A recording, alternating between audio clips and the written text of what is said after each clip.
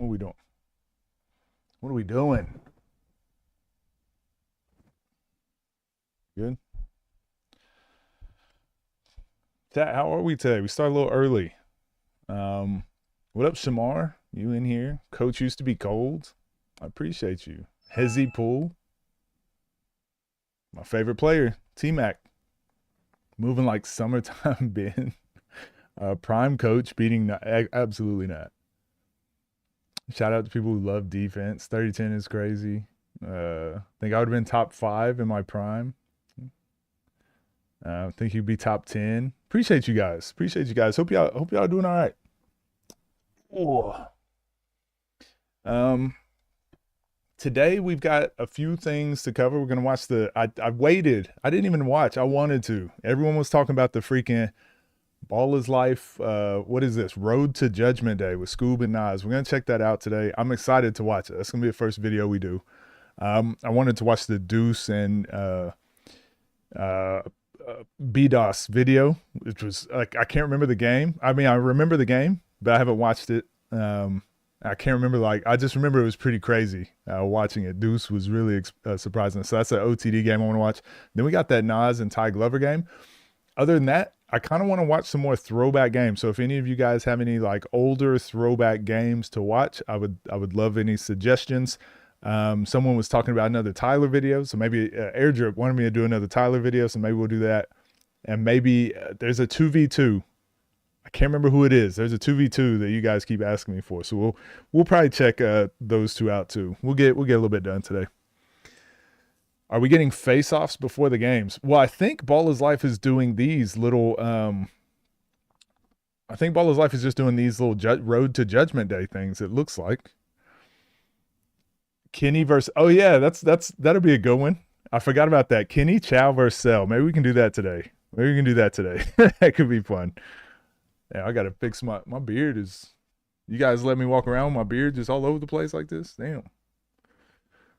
Kel or Dom? Ooh, I saw that. Announcement. That's gonna be exciting. I don't know. That's a great matchup. Let's get Dom Malik first, and then we'll get to that game. Zay versus Nesco. I don't think I watched that. But I did my predictions for games. You can actually you can watch all the predictions on my channel that we did on these streams, or you can go watch. I did them with MacMan TV, a friend of the show. If you want to go check out the predictions I did with him, he's got them on his YouTube channel, and maybe they're on my channel as like a collab post.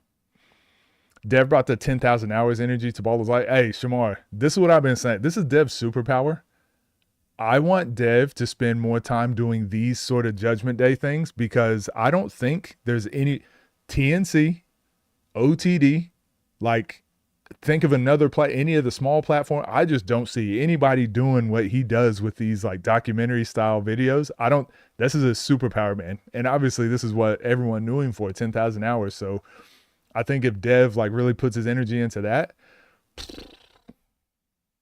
I don't know. The scene gonna keep blowing up. Rob versus Day Day. I think I've watched that. Yeah, we watched that one. Someone told me it was a defensive masterclass, so I was excited to watch it. And then Rob obliterated him just on my lunch break. What up, Lito? Mid-range assassin. Trying to get the Skoob beard. Yeah, doesn't he sell beard oil or something? Gotta hit him up for that. Nas versus Twin. Oh, I actually didn't watch that. That'd be a fun one to watch too. That would be a fun one to watch. From what year is a game a throwback? From anything before I started, before I got on the scene. So anything over a year old is a throwback to me. Anything over a year old, because it was around May or June last year when I got onto the scene. Should do build-up videos full-time. That's what I'm saying, MP. That's what I'm saying. And I haven't even seen this one, but I've seen everyone commenting and saying how dope it is. But the last ones he did, I'm like, man, these are like Netflix documentary-level videos. Low-key a poet with the shit. When do you think when will you think Nas will rematch Zay after Skoob? If Zay wins and Nas wins, that's probably Nas's next matchup. I would have to assume. I would have to assume if Zay wins and Nas wins, that's got to be Nas's next matchup, probably the next pay-per-view. And again, I don't know any information you guys don't know, but I'm assuming Nas would play Zay if Zay beats LP and Nas beats Skoob. If both those outcomes don't happen, I don't know. We might get that game like way later in the year, maybe September, something like that. Did they drop Lap versus Day Day? I don't. Oh, from the pay per view, I think they did. I think they did. What up, Swift? How we doing? Frigga 4-team series with Kel, Rob, and 5v5. Those are long videos, right? Moon versus Terry. Yeah, I need to watch more Terry Hosley videos. I've only seen him versus Skoob. I need to watch some more games with him. Good ball handler if I'm not great, actually, but still can't use 2 to 4 dribbles to get by defenders. Wait, are you saying you need a lot more dribbles? You're probably just not getting the ball in very good positions to begin with.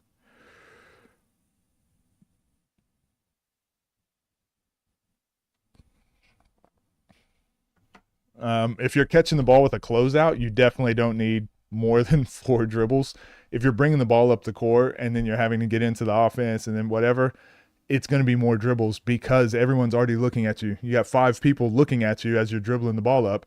Now, when you beat your defender, you have to beat the help. You have to do too much. But once you get better at understanding where to catch the ball, where your spots are, when the best times to attack are, that's how you become an efficient scorer. You should not be taking a lot of dribbles because you're catching it with a closeout, catching it in advantage. Again, we're watching a lot of 1v1s. These guys they're catching the ball with the defense already there and hand checking them.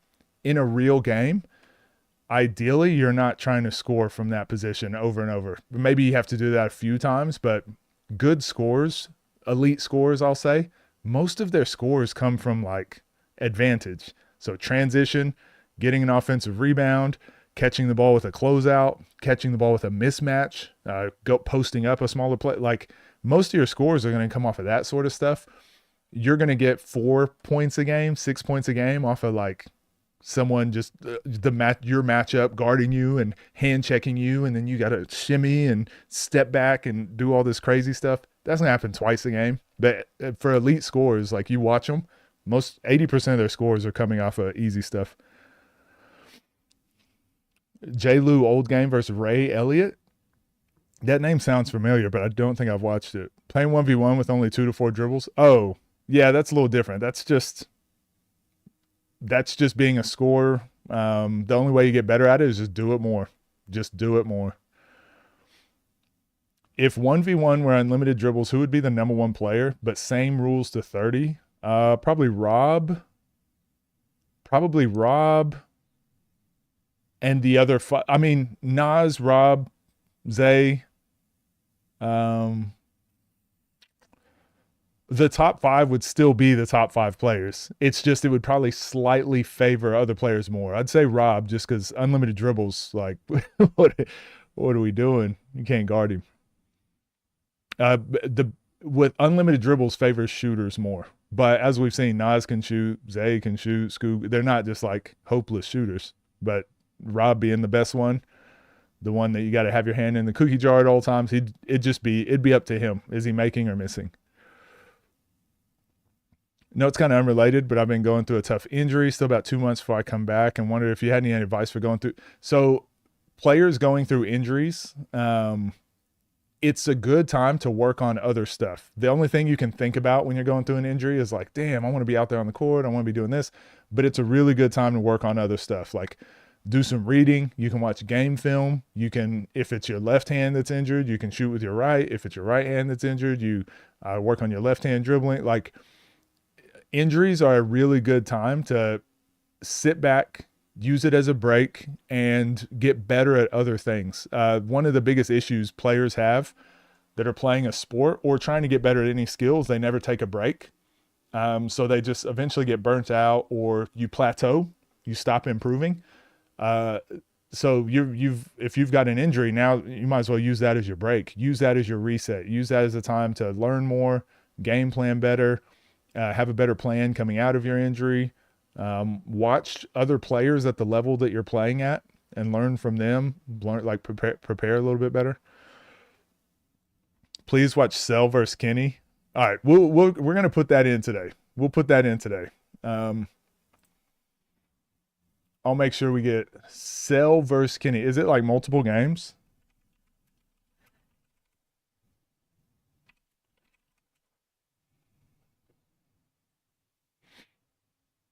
Wait, which one? 5 years ago?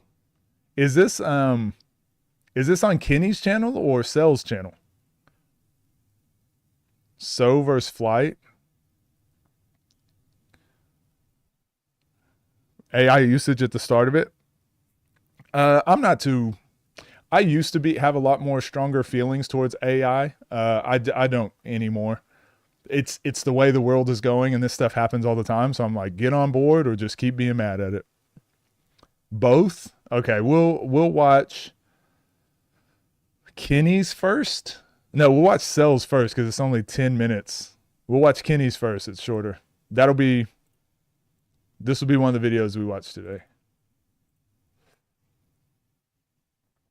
We'll add this. Boom, boom. All right, got you guys. Got you. All right, we got some videos to get through today. Watch Cells. All right, yeah, we'll do that one first. Solluminati versus Flight was also good. If you go into it knowing that Flight is really bad, you'd be watching for Solluminati. Okay. Oh yeah, I saw Cam Thomas got let go. Maybe. That might be a possibility. Someone will surely probably pick him up though. When I shoot a free throw from the corner, I can make some in a row, and then I will airball them even though I had 9 of 10 from top of the key. Shooting is like mental. So that's just something you got to practice and get over. Let AI burn out like the metaverse. Yeah, I think so. I'll just quickly give this, and then we're going to watch this. We're going to watch this Road to Judgment Day. My take on AI. People will be like, AI art isn't real art, or AI is taking over this and doing this. And I'm like, you know what? Like, this has always happened. It's just like using computer programs to do art, or it's using an iPad to draw art. Like, used to, we had to just use paper. And at some point before that, people used cave walls. Like, so tools are always improving. Tools are always getting better. AI now, it's just another tool that people are using. It leaves a weird taste in my mouth, pause, just because it's like, it feels like you're not doing the art. It feels like it's making everything like, oh, anyone can just make a thumbnail now. Anyone can just, anyone can just type something into AI and have it spit out an image. It used to bother me, but now I'm just like, it is what it is. It just is happening. So I can either stay mad at it or realize, nope, this is another tool. I need to learn how to use it and learn how to move on. Cause it's not, the cat's out of the bag. The cat's out of the bag. So might as well just learn how to use it, utilize it, and then move on. Cause it is not, it's not going away. 6'3" to 6'4", 210. Who's that? Skoob versus Roy. I've seen that one. We have watched that. It was one of the first videos I watched. Not sure if AI can burn out. No, so a lot of people think AI is like, that's kind of where it's bad too. The misconception. A lot of people think AI is like, oh, this thumbnail generator, it's thinking like, oh, what do thumbnails look like? Okay, I'm going to make a thumbnail for this creator and I'm going to do this. AI it's just a tool. It's just a computer program. It's just, AI can't go do everything. Like, the same AI program that's going to make you a thumbnail can't make you a coffee. It's not thinking. It's just doing an if-then statements. It's just doing a lot of word searches, basically. It's not thinking like a human is thinking. So it's just a very sophisticated program that continuously develops itself and gets a little bit better. It's an advanced tool. It's an advanced computer tool that will fit the needs of whatever like. Each tool will specifically do specific tasks, so you can learn how to use them or keep being mad. Because every commercial we're starting to see is starting to use a lot of AI. People that, like I said, thumbnails now are using AI. Like, but really it's people using the flyers. Every time I look on Instagram or or you just look at flyers that we putting on walls in high schools now, they're all using AI. It is what it is. AI code. Yeah, I'm artificial. This stream right now is artificial intelligence. Bet the Bulls pick up Cam. You think so? A lot of coders are mad at AI. Man, I'm seeing it everywhere. Truck drivers. I'm seeing it every industry. But then I'm like, you know what? Every few years, a tool comes along and like people get mad at like the self checkout thing machines were a huge thing back in the day, and now they're just normal. And you either just learn to live with it or you just keep being mad. When you play defense, should you always force someone to go in one direction? I wouldn't say always, Carlton, but more often than not, you want to keep them on one side of the court. Kids should be using their brains to think instead of constantly passing the buck onto someone, something. So that is where let me be clear, baby Durant. That's a good point. I think AI is good. I think if you use it as a tool, it is good. I don't think you should just use it to do all of your essays. I don't think you should use it to create all of your thumbnails. I don't think you should rely on it, but you should, like I use it for my videos. So I'll script an entire video, like for my main channel, I'll script it myself. Everything is my thoughts. I script the whole thing. And then I'll put it in, I think it's called Google Notes. So Google Notes will then give you a bunch of different tools that you can use. One of the tools I use is I put my script into a podcast. So it will be like a male female podcast host talking to each other about my script. But what it does, it lets me listen to it back. And sometimes they'll say, "Ooh, this is interesting. What do you think about this?" Blah, blah, blah. And then there will be segments where I'm like, "Oh, that's a good point. I didn't think of it from that point of view." And I'll go back and reword, or I'll go back and add a segment or take a segment out. That's one way I use it. Whereas a lot of people, and I've noticed this when we watch a lot of videos on YouTube, some people will just make their script from AI. They'll just they'll just type a couple prompts and then have a AI just shoot out a script. I think that's the worst way to use it. Try to keep everything as human as possible for yourself. Because again, you want to keep developing your brain, same thing with thumbnails. Don't just type into an AI prompt, "Hey, make me a thumbnail, blah, blah, blah." But if you can create a couple of images, you can go, "Hey, use these three images. Can you put them together? Can you do this?" It just does the work of Photoshop. It just does the work of a different program for you. So you don't have to manually go in and do it. That's how I think about AI. Cam or Boog? Damn, I don't know. Boog shoots so well that it's hard to just take him out of any match. And he actually defends pretty well too. If Cam is playing super efficient and getting to the basket, I would say Cam, but damn, I don't know. Boog been on a heater. Bulls always picking up guards. The next shiny thing, first it was the blockchain in crypto. Yeah, the difference is AI I just find is a lot more beneficial than those other things. Yeah, AI has been around for forever. Stream does look like AI. The Serbia jersey is spelt weird. Yes, fake jersey. I didn't think D-Bones was that good, but after saying, I mean, everyone in the space is talented. I do think Dooley could have played that way better, but I mean, D-Baby was hungry, like hungry as hell. Did you see how he was talking after the game? 5 times a day this summer, and I will take 2 days off, but ChatGPT says it's bad, but I just want to grind. Is it really bad? No, days off are good. AI logos, yeah. Generally bad at writing. Yep. Makes silly mistakes. I also saw, okay, after I answer this question, we'll move on to this video. I saw a tree that shows when AI writes stories and writes scripts, this is the area that it's going to go from here to here. But when humans are asked to write scripts, it covers like a whole spectrum of here. So you'll get this wide variety of when humans do it, but when AI does it, it's this very slender lens that it looks through. So you can definitely you can tell there's some habits that AI has. And there's some very common like your stories are only going to be this interesting. Whereas if it's from your human brain, like the spectrum that you can create is going to be way bigger. AI as a tool, I feel it as a tool is being abused by many current, 100%. But I mean, it's only going to hold those people back. Fombi versus LP or Bijan, agreed. Because of training data, yep. AB versus Bruce. That'd be a good game. All right. We're going to get into this Judgment Day video. I didn't even watch this yesterday because I waited to watch it with you guys. I know all you mofos went and watched it without me, but I don't even care. It doesn't even bother me. Don't even care. Doesn't bother me at all.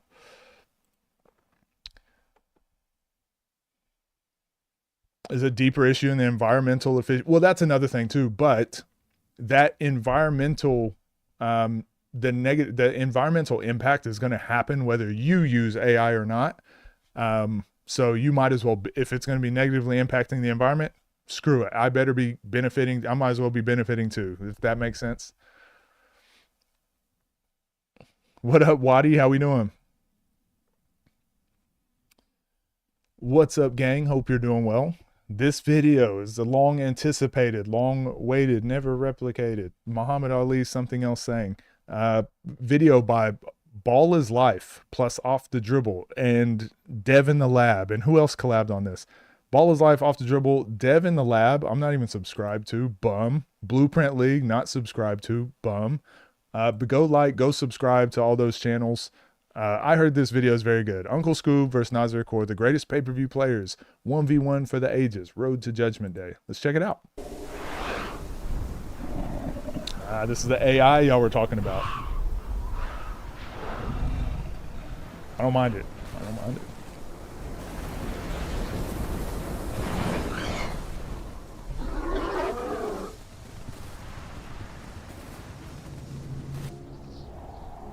There's something about a gym when nobody's in it and it's still alive. It remembers who showed up, who stayed, who kept going when nobody was watching.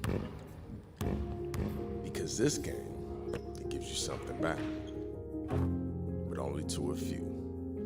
And every now and then, it brings two people to the same place, not at the same time, and not at the same moment, but on the same path. You could call it timing, but this feels like something else. This is dope. Because not too long ago, they were on opposite sides. They were standing together. What up, Ghost? Same stage. Same battles, same war. But competition has a way of changing things. Perception changes, roles change, people change. And what you thought was solid, it begins to shift. Because in this game, every moment carries forward. And some moments, they don't leave. Man, this is so dope. I said your win, bro. Your wins are 30. All I'm saying is your wins don't hold as much weight as somebody that's winning. I don't want you to in say that about my wins. Is that not a fact? Yes or no? Is that a fact or not? Is that a fact or not, though? I think this is when the so-called beef started. I said that they were playing friendly ones and we were playing in more competitive ones, which was true. They thought it was a knock on his game, but it was more so just like, it's a little more at stake where we play. Like, you know what I'm saying? Damn. We bet money, 5,000 in a crowd where everybody's against you. You know what I'm saying? And then meanwhile, they were playing in an empty gym, maybe like a couple people. I took offense to it, you know, at the time, just because I'm not gonna let nobody talk about me any type of way, you know what I'm saying? So it was kind of like trying to slight everything I was doing. That's kind of where our friction started, you know? They had an event, I came up here, I seen him, I was telling him that we could play right there. He was saying that, you know, he was hosting the event, which I understand now. At the time, I did not. That's kind of where we had that little face-off at his event. That's a good game, man. You know what I'm saying? Bro, this is a Netflix documentary. Dev got to keep doing it. This is insane. See what they want. I ain't happy I lost, but look, I Nas on the flyer. They coming in here sideline talking crazy to me. Like, tell them to play me in front of everybody that want to see us play. That's what they want to see, right?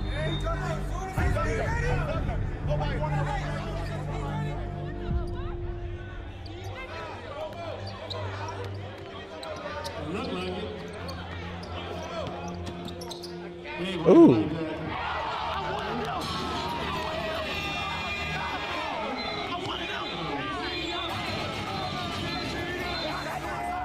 Damn. I mean, Rob was a fan back then.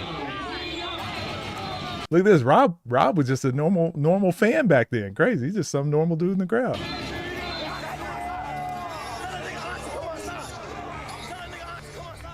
Like, tell Auntie Skoob come outside. I felt that energy. Like, that was real energy. Auntie You know what I'm Skoob. saying? I was like, okay, I'm gonna see him. Like, you know what I mean? Like, that was real energy.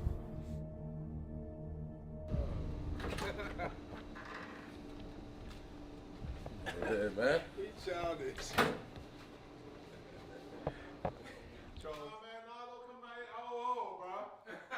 Hey, go ahead, bro. Hey, you're my crib, bro. Hey, the hoodie crazy. Yeah, you know that. The hoodie crazy. He a wild boy. He a wild boy. Crazy. You know I was gonna wear We'll see him tomorrow. You know I was gonna wear it. You just made it worse. Ooh, okay. They got the disco ball and everything. That nigga walked in my crib with the X on the hoodie. Don't worry about it. We'll see y'all. Man, if I get $1 for how many times I see Skoob when you play Nas, man, I'll be rich. Oh, hold on. What was this? Play Nas, What is this? man, I'll be rich. What is this? Tie glove. Hold on. What? What is this? We gotta see that. We got 8 million there.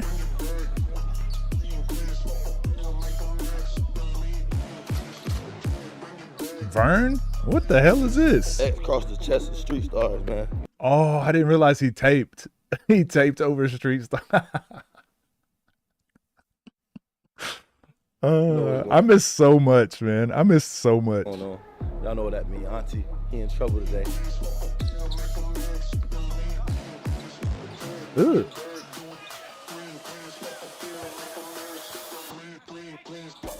You have to play them all.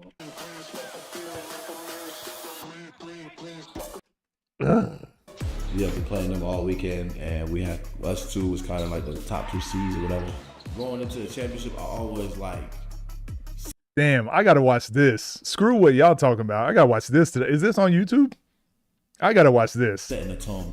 I just looked at it as cheesy. You know what I'm saying? Like, when I saw him wear it, it was kind of like he was laughing with it. Going into the game, I wanted to set the tone when I walked in the gym with the X across the Street Stars. You know what I'm saying? So let a nigga know that I'm here to play. So that was all it was for real.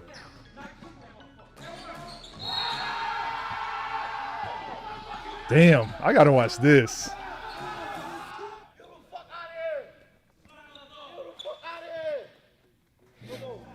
For a while, it was nothing but tension, back and forth.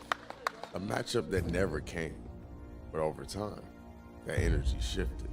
Differences got set aside. And when Nas stepped in, it took the Street Stars to a different I haven't level. seen that one either. City to city, they were running through everybody. Nas hadn't lost in years. Skoob, he was on a run of his own. Nas hadn't lost in years. Bruh. Skoob, he was on a run of his own. Together, they were a problem.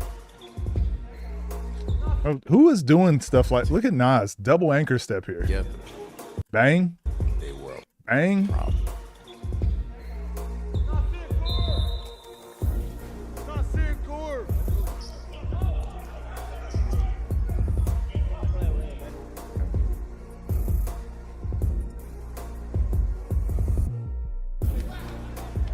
Win by one, win by two.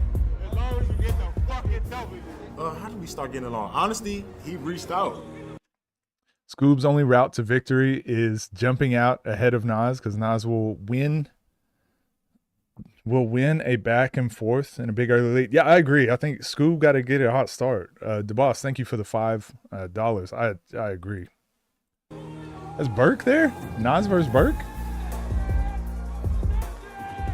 I ain't never root for Nas before. If I root for him, he better win. You know that? He grew as a person, you know what I'm saying? Like, he probably was like, all right, enough of this. Like, we already kind of had a system over here, you know what I'm saying? Like, the Street Stars, we were going on tour. In his mind, he just like, why not? Like, shit, I might as well bring my followers, bring my fan base, And, you know, we basically collab, and I feel like that helped both of us grow.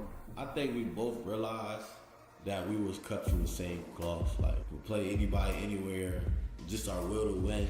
You know what I'm saying? We realized like we can really like capitalize off each other and really make something great. Street Stars are already a thing, but it kind of elevated because we started to branch out and become like a unit. It came. This is dope. Bigger than that, so. Oh, Everything shoot. was moving. The tour, the momentum, the wins. Street Stars was rolling. But then something else stepped in. The next quick tournament. A different stage with different stakes, and this time Oh, I'm glad we watched this one. We watched this one the other they day. weren't moving together. It didn't stop anything, but it left somewhat of a stain. Nesquik, New York was a lot. I feel like a lot of people blame me for the circumstances that we played in, which I played in as well. You know what I'm saying? So I don't understand it. Like I said, I just adapt to whatever environment I get put in. I'll agree. A lot of people, we were watching this and everyone was talking about the same thing. And I'm like, but that's one of Nas's strengths. Like, no matter what environment you're playing, like, he just is good. He'll adapt to whatever. I don't know. I know people don't like it, but damn. I'm here to prove that I'm the one. You know what I'm saying? That wasn't the way I wanted us to match up. When I was saying, if we gonna do it, let's do it for real. This is what I meant. This pay-per-view right here. The Nesquik game was a game. We both played serious. It wasn't like, oh, I'm not sitting here saying, oh, I didn't play for real. Only reason he won was because of this. We played on the same court. We played with the same basketball on the same refs. So he won that game. He got it. But when I look at Skoob versus Nas over the years, like when he was saying, tell Auntie Skoob come outside, and I was telling him, oh, you ain't playing against real competition, this and that. This is the place to meet up. Judgment Day.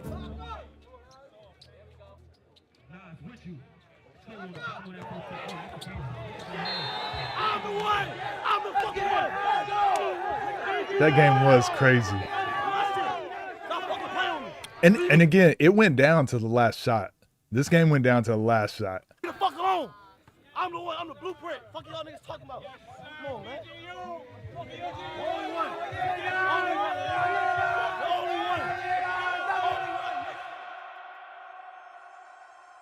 Losses like that, they stay with you.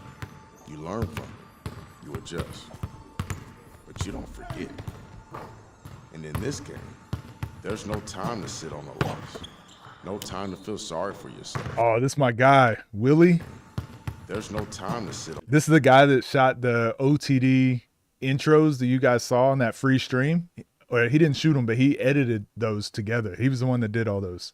They're dope. So I'm assuming this is him shooting for what we're gonna see in the pay-per-view. On a loss. No time to feel sorry for yourself. Get back to work. Stronger, sharper, more prepared for what's next. Because even after that, the run kept going, city to city, win after win, street sweepers. But time has a way of bringing things back around.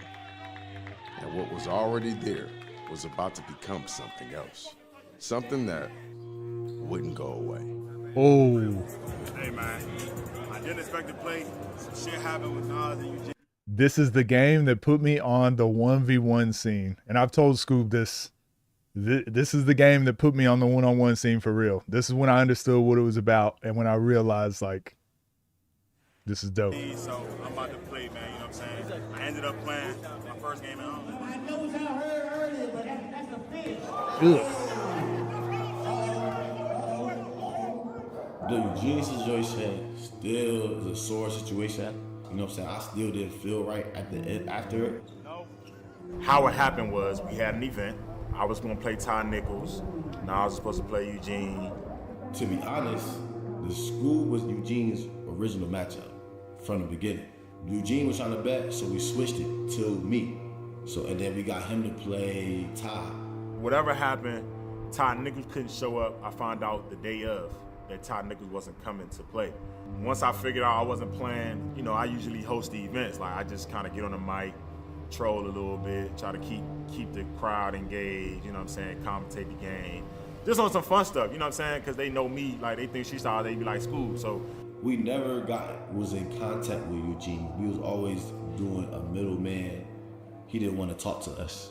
I think that caused the most problems right there. We talking to somebody else. He saying he talking to Eugene. Eugene saying everything good. We got Eugene flight out here, and he said he wanted to bet 15,000. I was like, let's do it. But we was always talking through his middleman, so he never said it directly. His man was like, yeah, he said 15K good. I always was kind of weird about that. I told Manny at the time, like, yo, I don't like that he not communicating. He ain't collab post with the event style, like, what are we doing? And he just kept telling me, like, it's good, it's good, it's good. So I kept going with it. We kept promoting the event. That morning of the event, I went to the bank. I got my money out, you know what I'm saying? My mans came with the other part of the money. We had the 15K in the gym, cash. Told Manny before, on the way to the gym, not playing for nothing less than 10. I'm stamping it. When we get there, he said, what do I look like?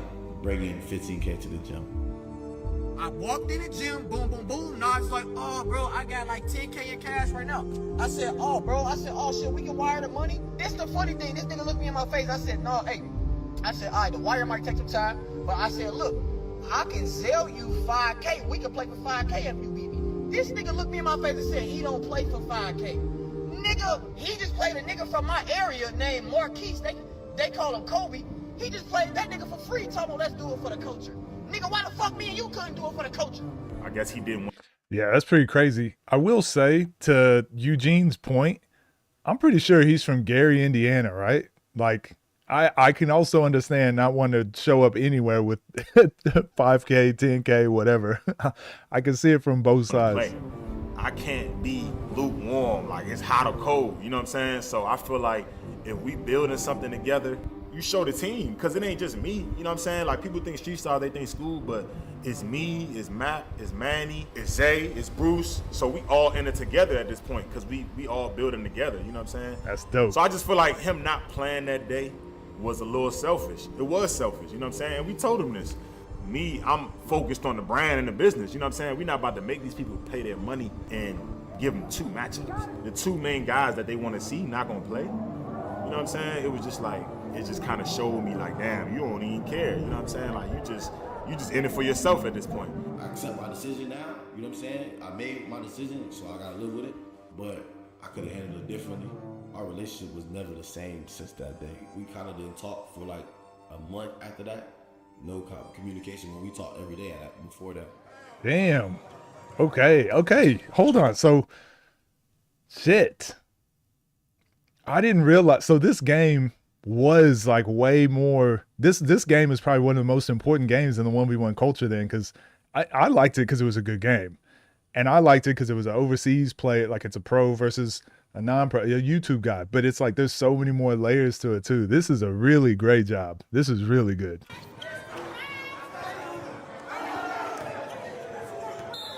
And again, someone said, like, Skoob and Nas are undefeated games to 30. I remember this game was to 16, 1s and 2s.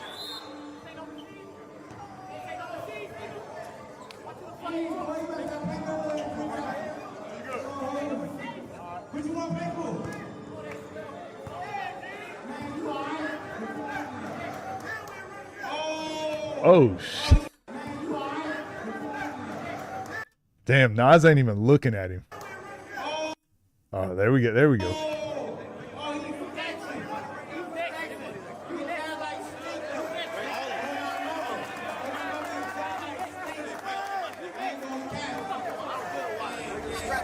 Competitive one-on-one, but niggas want to do all this talking. Now the nigga Skoob talk about some, oh man, he beat me, but I wasn't mentally prepared to play you. Jeez. Nigga, I was mentally prepared to play Nas. I had to switch my gears. I had to switch my thoughts. You got. And someone said that too. Someone was like, well, Skoob wasn't even supposed to play. Huge credit to Skoob, by the way. He wasn't supposed to play Eugene. But that being said, Eugene wasn't supposed to play Skoob either.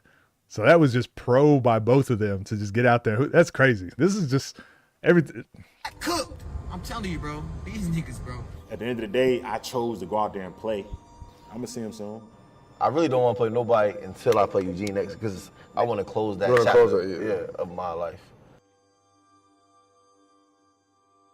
Ironically, Marcus, you're saying you watched that game thinking Skoob was a scrub. I was the opposite. Watching that game made me realize how good Skoob actually was.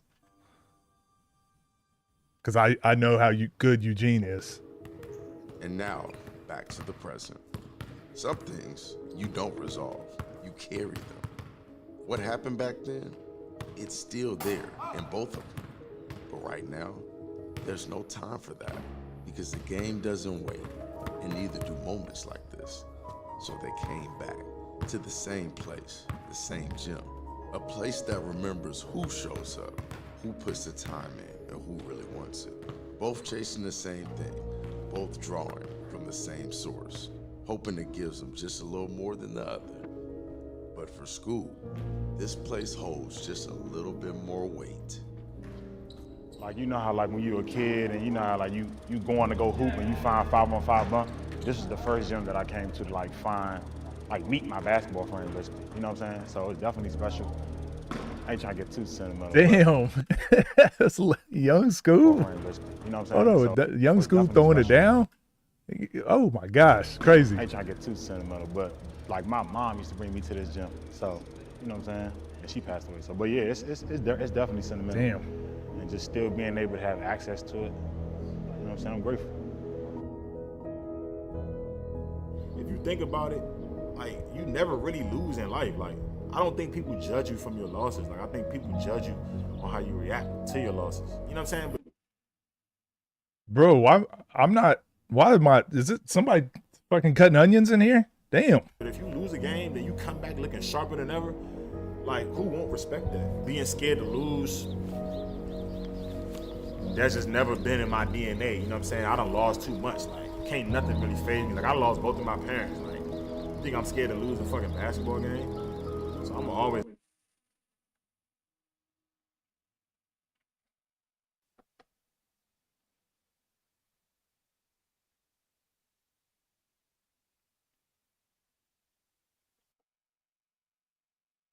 We gotta listen to that one again for the culture.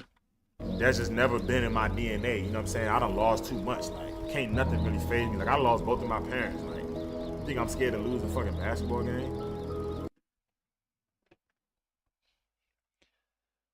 I'm not crying, you're crying. Shit. So I'm always going Damn. to just leave it out there, and if I lose, I'm gonna learn from it. You know what I'm saying? Period. Like, this rematch is just another example of my dominance. You know what I'm saying? Just, you know, Skoob has been creating this underdog story that no matter how many odds stacked against him, that he gonna win in pay-per-view moments. So, you know, we both undefeated. So it's only one person that's gonna lead that day, still undefeated, and that's gonna be me. Everything that you've seen. This is crazy. Every moment. Every decision. The wins. The losses. The moments that never really left. It all led here. What started as tension, well, that turned into something bigger. A run, a movement, a bond that was unbreakable. Until it wasn't. And now, everything that came with it, the respect, the doubt, the unfinished business, all meets again. Skoob, Nas, two paths, built different, shaped by everything that they've ever been through. Damn. But headed to the same place. One game, one moment, one outcome, and whoever takes it, takes the throne. Golly. Zay slick talk. Like, he gonna say the things under his breath. He gonna mumble. We're getting other episodes. Thank God. We're getting more episodes. Thank you. Thank you so much. It's like Christmas. Say like, man, niggas can't fuck with me, but he's not gonna be loud. For him to even think, you know, he's better than me or he's just gonna beat me, that's all I need. If I smell blood in my opponent, you know what I'm saying? That get me going. His is like hyping himself up, trash talking. I told you I'm gonna go Skoob next. Then I'm gonna knock Nas off. I want to beat the whole Street Stars. I'm finna come in there ready to kill something. Oh, damn. Like 30 balls. I'm trying to do this for my city, my family, and knowing that it's a lot of stake on line, and I'm one of the ones that's gonna do whatever it takes to win.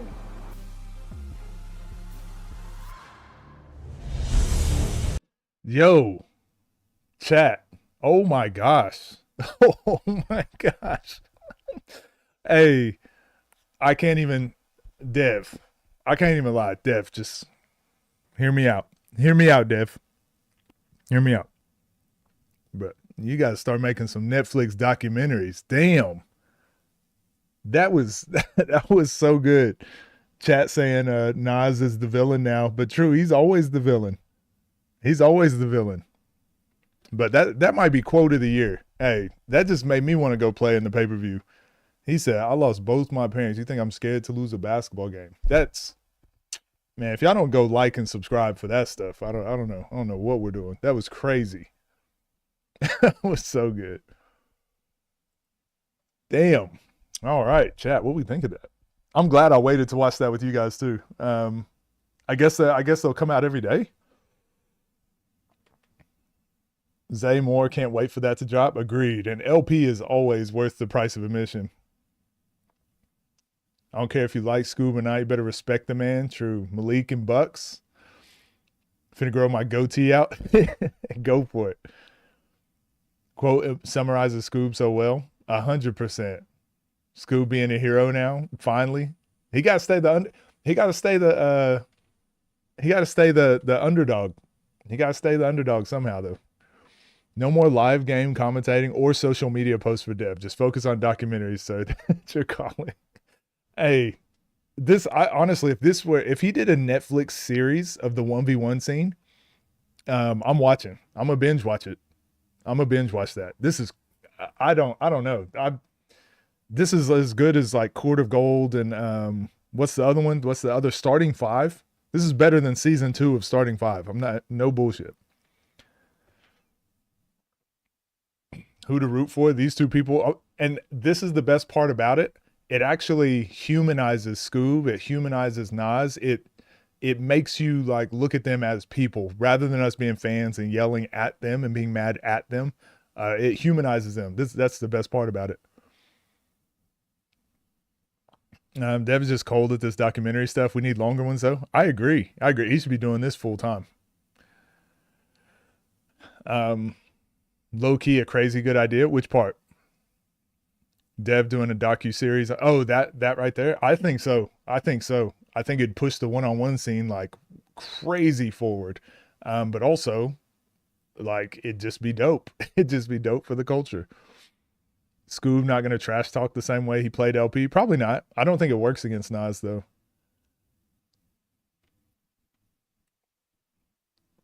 Haven't missed much, Vetrix. Haven't missed much. Actually, you missed a lot. You need to go back and rewatch us watching this documentary. This Ball is Life, Skoob versus Nas, Road to Judgment Day. That was insane.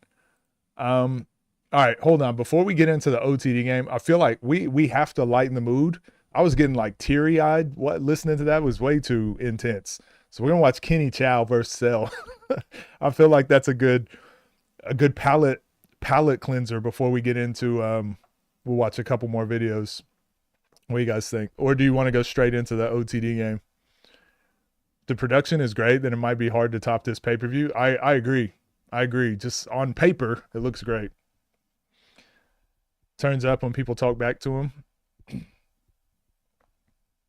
Just a warning. I mean, so many people have been asking me to watch it. I'm prepared for whatever at this point. They didn't talk for a month after the Eugene thing. I know. Eugene really came in here and said, fuck your couch. I'm trying to lighten the mood, man. I'm over here tearing up, getting all choked up, watching documentaries. This too serious. I ain't got time for that on a Tuesday morning, 11:30 a.m. It's too early to get in crying over some basketball. All right. What's up, gang? Hope you're doing well. This video is a long-awaited, long-requested freaking Kenny Chow versus Cell. Okay, I've never seen this.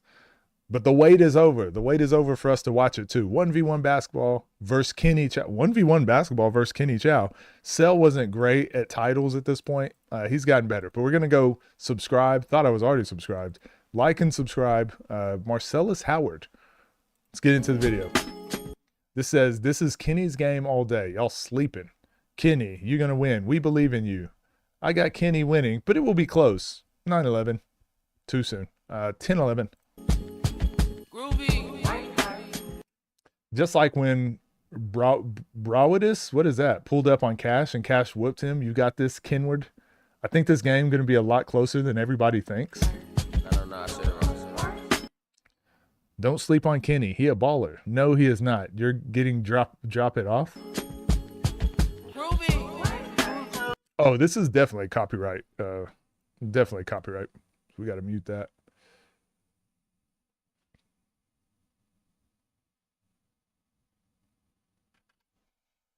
Shut the slouch and swap. Oh, 100% copyright. Josh. Wait, so they getting a workout in first and then playing? Head was tight. Kenny beat Cam Wilder. Well, Cam's not. This is a treat. Is Cam Wilder like a hooper? What's going on? What are we doing today? Is that my camera? That is your camera? Yes. Come on. No. We planned this. We totally planned it. Damn, Marcellus was filthy rich back in the day. He drinking the, what's this water? It's not smart water. What are these ones called? When I see people drinking these waters, I just know you got way too much money.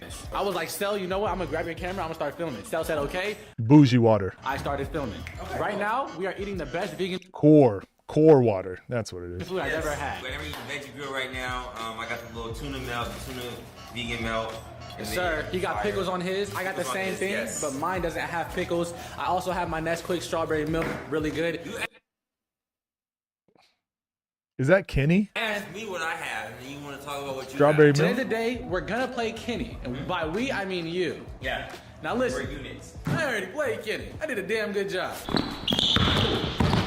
work on that, we fucking work on that! Literally!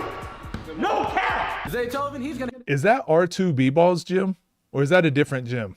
get his rematch. And he's gonna do damn. Skoob haters, damn. Tenacious came out here firing. Sel is gonna play him twice today. Twice. I think Sel's gonna do a damn good job. Nazir needs a sponsor from Core. Nas Core. Get it? Vanilla Nesquik. Strawberry milk. If you're drinking strawberry milk, you're a kid. If you're drinking Core water, you're rich, okay? Here's what I'm about to do, man. Right now, just trying to stay hydrated, been stretching. I'm taking this pretty serious. Oh, you have to. You have to win. We have to win. I can't go back home, bro. First of all, if you lose, Trio better than Sel? It's not happening. My boy Zay's gonna chow down on some food. My boy Sel's gonna chow down on some food. And your boy Trio is gonna chow down on some food. So, in the next clip, I think it'll be the big game. Yo, man, we're finally here. Ayo, chat. Ayo, chat. It's showtime, baby. It'll be the big game. Yo, man, we're finally here. It's showtime, baby. You're in my city. It's showtime. Wait, excuse me? You're in my city. No, I don't want anything talking about me, man. Anyways, today we got the 1v1 y'all been waiting for. We're playing 2 games today, so one on my channel, one on his channel. On mine, we're going So we gotta see them both? to 11, only one. So one's only. 2s is ones and 1s is ones. Simple as that. Cause I need to see the skill. That's my I need to see what it look like. A 3-pointer is still a skill. I get that though, but you can't just settle for the 3 and hit like 5 every game. No, you gotta get a bucket. Anyways, as I was saying, it's 3 dribble. Cell didn't want no accidents happening in this game. Let's get it. No, you shoot the ball. It's my channel. It's my channel. You the guy. You shoot for it. I'm not shooting for it. It's my channel for me. I'll shoot for it on yours and see what the jumper's looking like. Oh shit.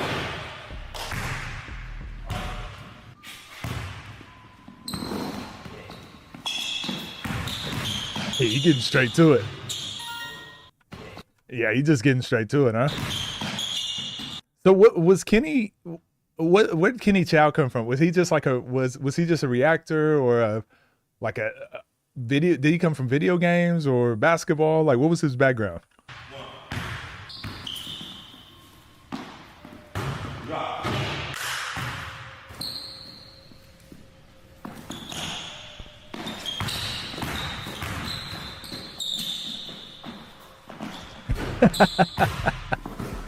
All right.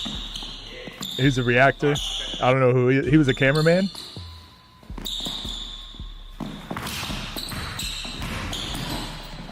Damn. Cell is full speed left. He's another Pat variant.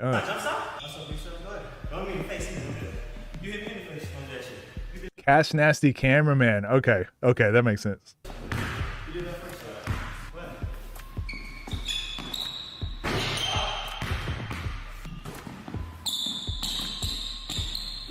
Cell played college. Yeah, he played.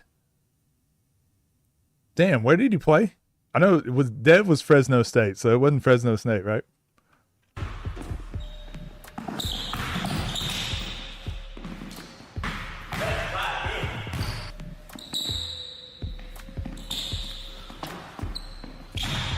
Oh, that's -1, right? How you play it?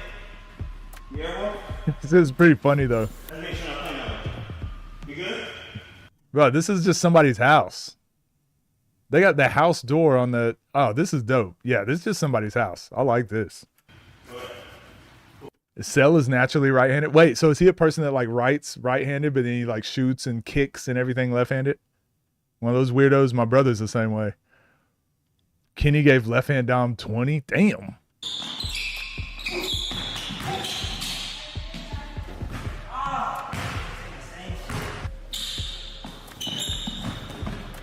Get shit out of here. Why you hit the ball so disrespectfully right here? Like, yeah, LeBron too.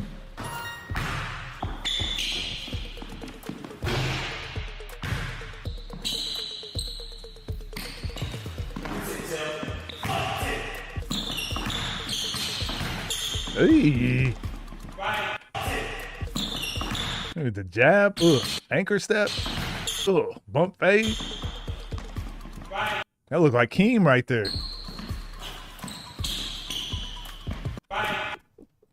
Did Kenny just get hit and do... Is this what Kenny just did right here?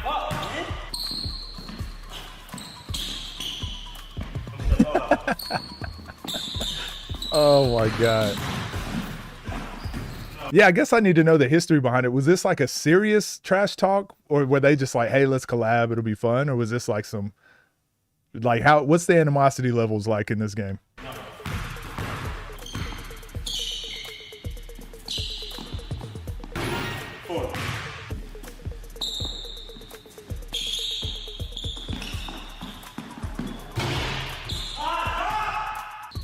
Hella serious? There was tension for... Okay. Because it looks like Kenny is taking this very serious. And Cell said before he was like, I got to take this serious, otherwise.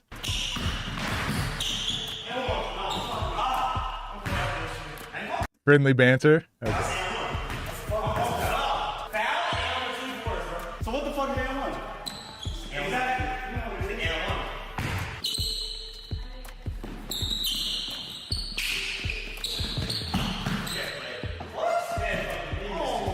You missing on that.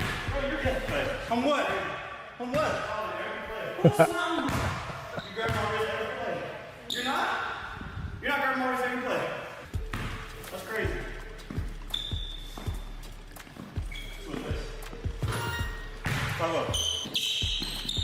Damn, all ones is diabolical. You're not coming back 5-0. Oh, okay.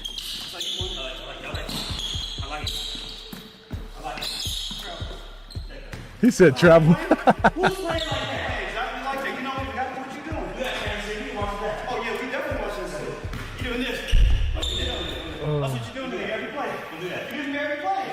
Every play is like doing that. You blind. You grab me every play. That's the funny game. That's it. Yeah.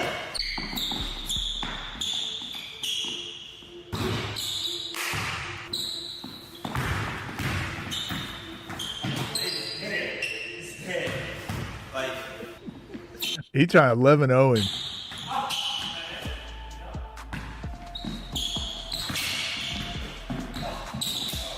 And one. How's that dead? That's 3 dribbles. That was 3 dribbles. I mean, Cell ain't giving him no calls.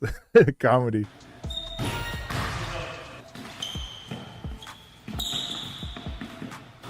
Hey, sometimes you gotta show people there's levels, right? Wait, so is there any point in me watching the other game they play? Remember what I was saying too, and again, like we've talked about, Cell played in college, and Cell, like when we talk about like NBA level or whatever, like overseas level or whatever, Cell played in college, but even him, like guys that are shooters or competent score, like you cannot just leave them open. Cell just hit 3 in a row, and it's like he could probably hit 5, 6. He's probably hit 10 in a row in a game like this. You know, we watch guys now playing YouTube 1v1 basketball that are trying to take it pro, and they're allowing guys just to shoot that jab 3. It's just like, can't do it. That's a very normal shot for high level players to hit.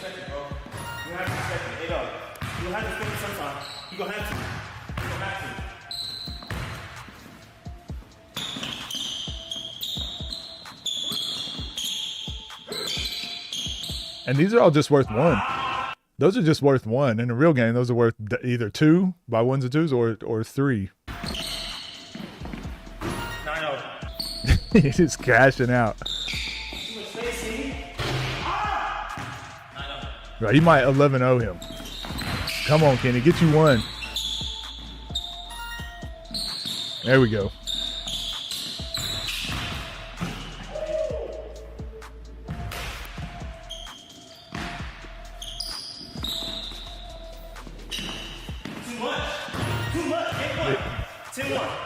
Too much space, you have to adjust. You so you have to adjust at one point. Is that coming in front time again?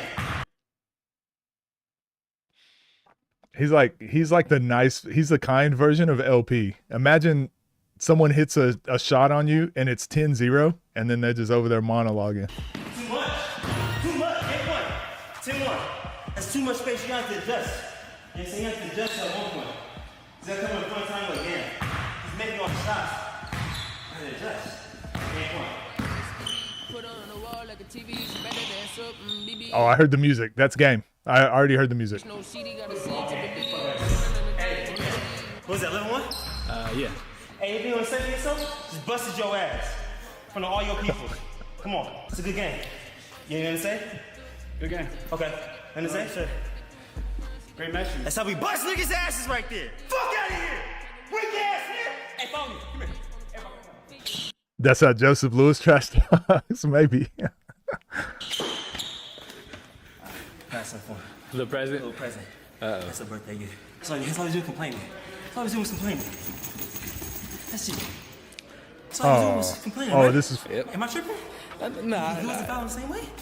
Yeah. Is it not both ways? It was both ways. Okay. So he was mad. He's mad. I'm busting his ass, right? I was shooting jumpers. Yes, man. Yes, man. You telling the truth. Yeah, 1 second, bro. I got something for you. I got a nice little gift. I want to ruin it for you, though. All right. You see it. You see it. Yep. Man, look. It's Christmas. Come here. It's Christmas.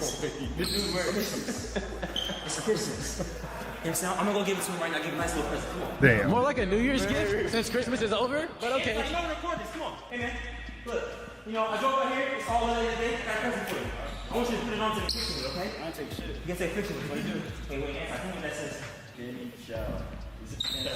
What's under it? Let's go. Go ahead.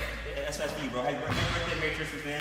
It's all love, man. You know what I'm saying? Rock down on your night. I mean, you could be 11-10 or 11-1. You kind of got to put the shirt on, don't you? I'm gonna wear it too. That's cool, man. Hey, keep moving, bro. Yes, sir. It's all love. Offline, you know what I'm saying? We cool and everything, bro. In between the lines, just stay on the court. It is what it is, man. It's good, man. Hey, look. It's all for the engagement. Yeah, Kenny didn't like that. He doing the fake smile. I know we got the chat over it, so you can't see. That's when you're trying to force a smile and you don't really want to smile. Like, hey, that's what Kenny doing, right? Flaring his nostrils. You know what I'm saying? At the end of the day, keep fucking with the hoopers. Hey, Marcel, what was you saying before the game? You had Kenny, right? Hey, my dog did his thing, though, bro. Eddie, my man. Hey, thanks for making this happen. Why y'all have me watch that? I thought it was like a close game or something. Why y'all have me watch this? But yeah, go subscribe. Do we need to watch the other one? Is there any point watching the other one? Kenny was in his field. I mean, it just got to be 11-1. We've all been there. We've all been there. Watch the next game. All right, we'll do it for the culture, just so I can see the. We'll do it for the culture. Sell the type of dude to whoop you and then give you a ride home. All right, well, Kenny versus Left Hand Dom. I know, we watched Kenny play. We did watch one of his games. We watched him play Reactive Flight. All right, maybe we'll do that. Maybe we'll react to Flight. We watched Kenny play someone in the Asian Takeover, and he was hooping. He was hooping. What's a good flight game to watch? Flight versus Kenny? Kenny versus Flight? Is that the one? Is that the video? We did say today was going to be a day for the culture. Me learning some older matchups, older games that I hadn't seen.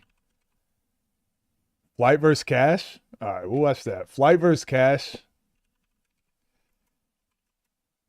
Man, y'all are sending me so many. Hold on. Let's do all right, let's do Flight versus Kenny first, just because we just watched the Kenny game, so it makes sense.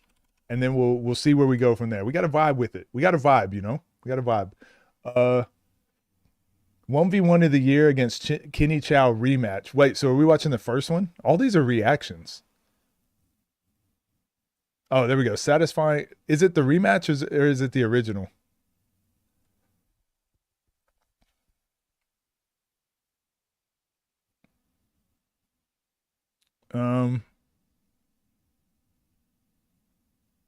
Nah, the rematch. Okay. Original? The rematch. All right, I'm going to watch the rematch. I don't know where the original.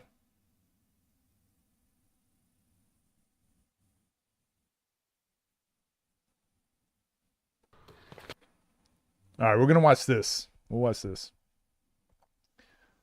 The rematch 2023. All right, we're going to watch this. Chat is what's up, gang, blah, blah, blah, whatever. Chat is making me go back and learn all of do all my due diligence in the 1v1 community. So we're watching Flight Reacts.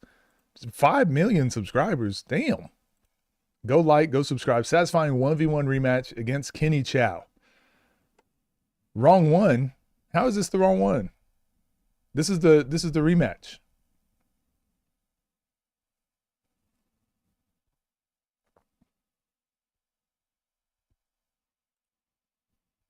Wait, is this the wrong or right one? Let me know. Let me know before we get into reacting. The one 2 years ago? Which one is that?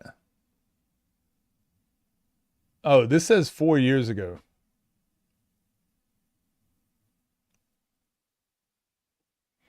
Is it on Flight's channel? Sharpshooting 1v1 against Kenny Chow 2025? 9 months ago?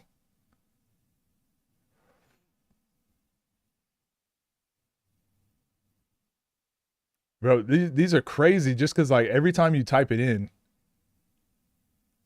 it's there's so many reactions to them that pop up before the actual video pops up.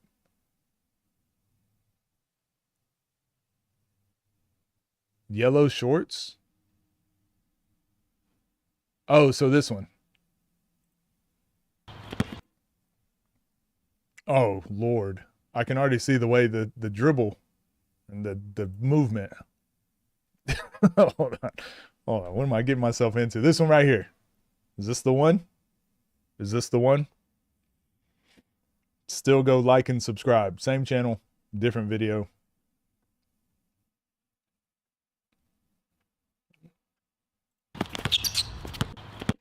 All right, here we go. Let's watch this masterpiece. Hey. Do flight crew. FT. Oh, I have seen him. I have seen him before in like shorts, like reels, Instagram reels and stuff, YouTube short, whatever. EC. Flight team stand up. It's June. Hey guys, you know what time it is, man. Is that his thing? Does he do that every video? What it do, flight crew? FTC. Flight team stand up. It's June. Hey guys, you know what time it is, man. I'm just old. I'm just old. I don't get it. Month, just a different year. 99 overall. Dut Reacts is in the cut, man. First challenge, man. Ooh. My man Kenny. First you guys challenge? know who he is, man. Yeah, man. I had to do it. Hey, man, you trying to do game 11, ones and twos? Halftime 7? I'm down for whatever you want, bro. 11, 13. Let's do 11, because if we did 11 last time, you would have won, I think. That's crazy, and that's the other part, bro. That's crazy. June flight better than LeBron. This is June flight, not regular flight. Okay. Got. See, that's the other part, bro. That's crazy. No.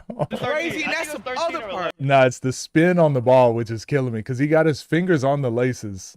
He got the fingers on the laces. And I don't know how he got this spin. The spin going, I don't know how he did that. That's actually talent. I don't know how he got it going sideways like that. With the fingers starting on the laces. That's dope. You got the jaws on? Got it. Okay. Ankle socks. Fly get a little. Hey, Fly got the muscle, man. You know what I'm saying? All right. Is it one shot? What are we doing? No, it's regular, yeah. Oh, they got the music in the background. Yeah, this my whole channel getting copyright claimed today.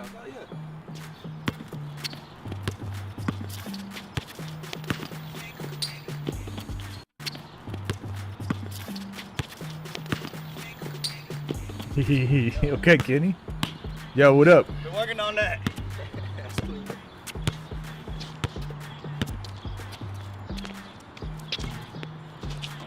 Bro, the worst part is they're not even, you can't even a good shooter shoots bad on these rims. Look at this. Dong. You can't even hear the noise. Dong. Bone collector win the X side. I got you. All right, Blake, where you at, man?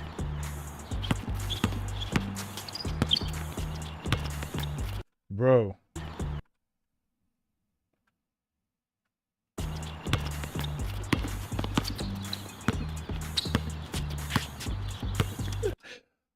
Hold on. Every dribble he does is like he dribbles with question marks. Every dribble is like a suggestion.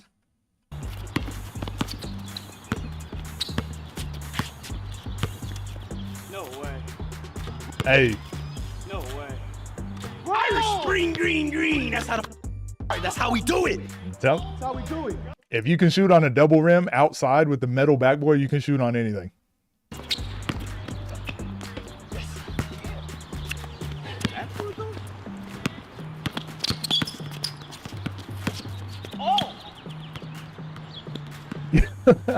Rest unlimited dribbles too.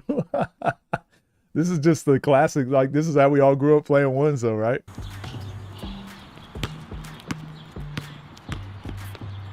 The beat in the background. Yeah, no words, nothing. Instrumental.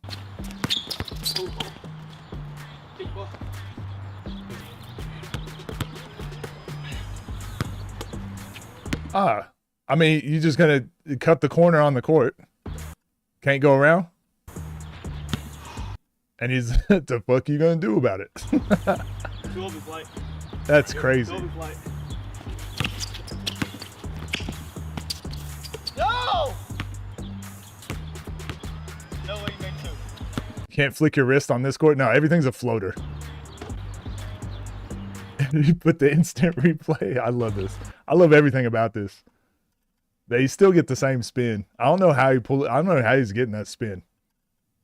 He gets his fingers on the laces. I don't know how he's doing that. Yeah, his fingers are perfectly on the seams. That's money. That's what it is. Irish spring green. That's how we do it. That's how we do it. Let's go. I'm gonna win this early. 4. Oh, I didn't realize he had the DuckTales. Bro. Or the rat. I guess those are rat tails, aren't they? I'm getting flashbacks. No way.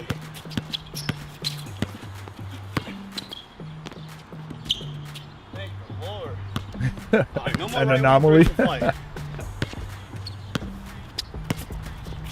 Hey, step back. Do another one. Attack the closeout. I see you, Kenny. Oh, I like the pump fake here. I like this. So Kenny shoots it, and then Flight hits him with the pump fake. Yeah, I like that. The little shot fake before he checks it out. I like that. That was dope. Ooh, swing the legs, set up. No hesitation, double hesitation, corner fade. Let's go. The problem with these rims, like I said, you can't, if you use the rim, it's just going to fly. It's just going to boom. But the easy, simple solution, just don't use the rim. Just go nothing but net. Don't matter if you're playing on a double rim then. Let's go. That's what I'm talking about. That's what I'm talking about. What up, Matt? We recruiting. Oh my God, bro. This is insane. It's June.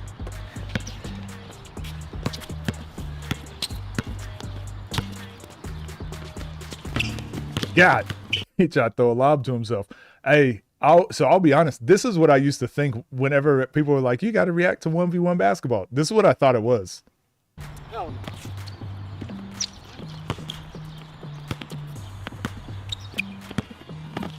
Hey, bro. Hey, I'm telling you, don't use the rim. Just go nothing but net. Hit him with the slow-mo behind the back. Little hesitation, up and under. Money.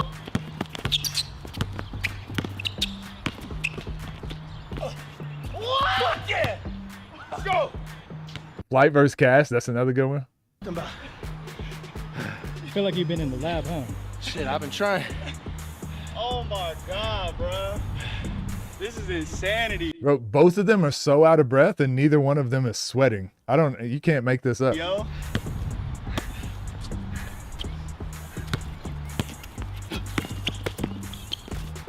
Whoa, no. Oh, this is another Zay 2.0. That's the Zay special. Get to that right block, float it. Let's go. 7-1. Cash was like one of the best players. What a time. Light beating Rob. Apparently in June he will. I think that is probably the best first half I've ever had in my career in basketball. That was like, what, 30 piece at halftime in 5 seconds?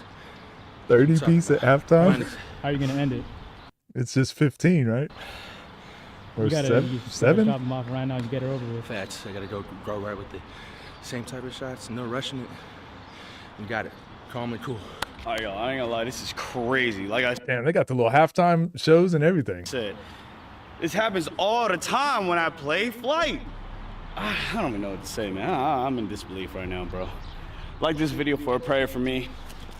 Hit that top of the key. You won't. Hit that top of the key. Bro, that's Rob range. This is from Rob land. Oh, there you go. YouTube T-Mac. Now I gotta turn up a little bit. Zay learned from Flight. Confirmed.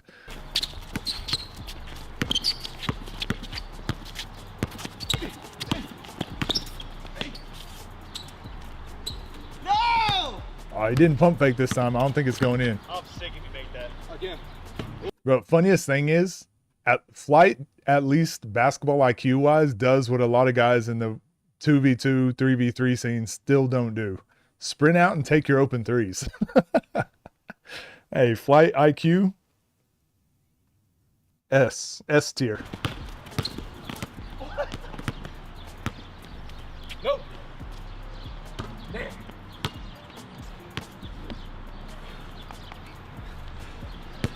That's how my heart is right now, you guys.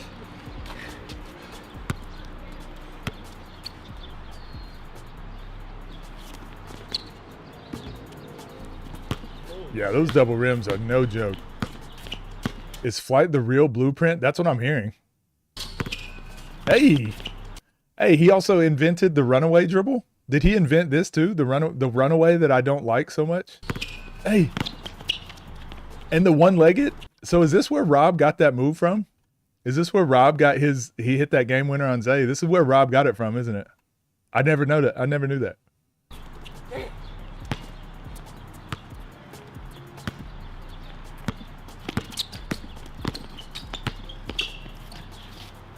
That was very Rob-like, yeah.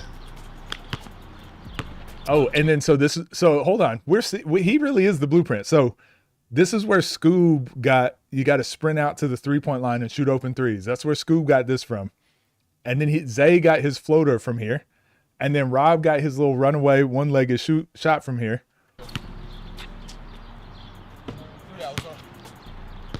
Oh, Nas. Yeah, true. Nas chases his shot down when he shoots it and thinks he's going to miss. Nas will run after it. So Nas got that from Flight. What? Oh, the long two. This is the Bruce long two pull up. Hold on. Woo! I'm starting to see a lot of similarities here with the Street Stars map. 1, 2, and a 1.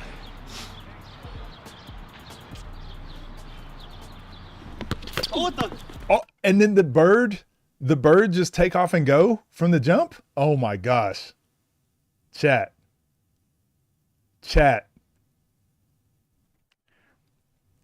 I didn't realize like Flight was really an innovator. He's really innovating all these moves all in one game.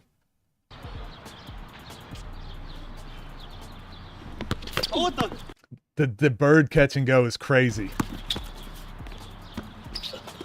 Oh!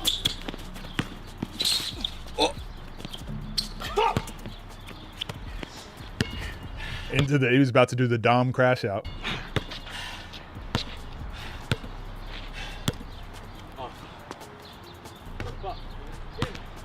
The Lamar Peters hand down on the top of the key 3. Oh my gosh. Guys, literally every hooper got their play style from Flight. This is crazy.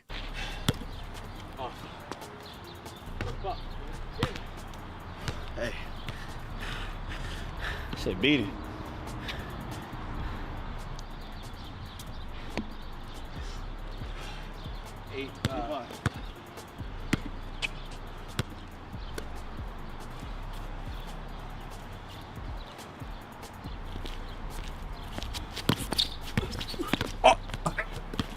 And then he got the scar. He got the scar steal. Hold on, guys. Oh my gosh. Irish Spring Green. He got the scar steal into the Dom step back 3. This is wild. Irish Spring Green. Nigga. Come on. Cookies. Bro, how you let them do that to you? How you let Flight do that to you? Oh my God. This is ridiculous. Game point.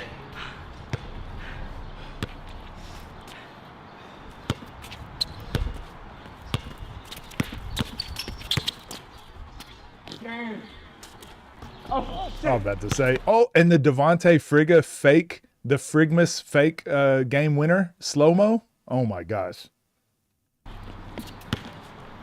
Woo!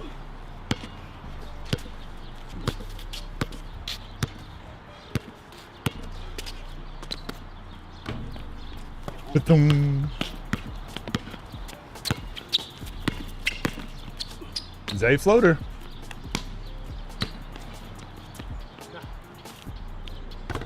Oh!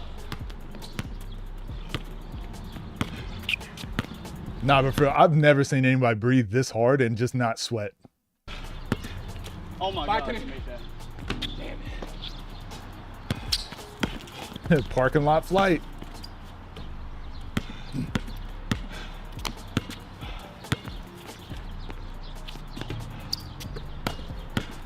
What the fuck's going on?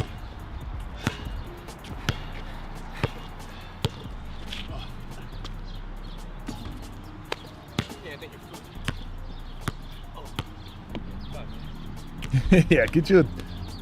I was feeling hella nauseous. What they eat before? They have those same tuna sandwiches and strawberry milks that Marcellus was eating earlier. Recording. Let's get it. 10-5. Oh, shirt off. Okay. And then so now this is why everyone takes their shirt off in the games too, because they realize how much of a cheat code it is. He really an innovator, guys. And I'm so pissed that it took me this long to learn that Flight was really the one that started this whole 1v1 thing. Top of the key. Hey. Hey. Hey.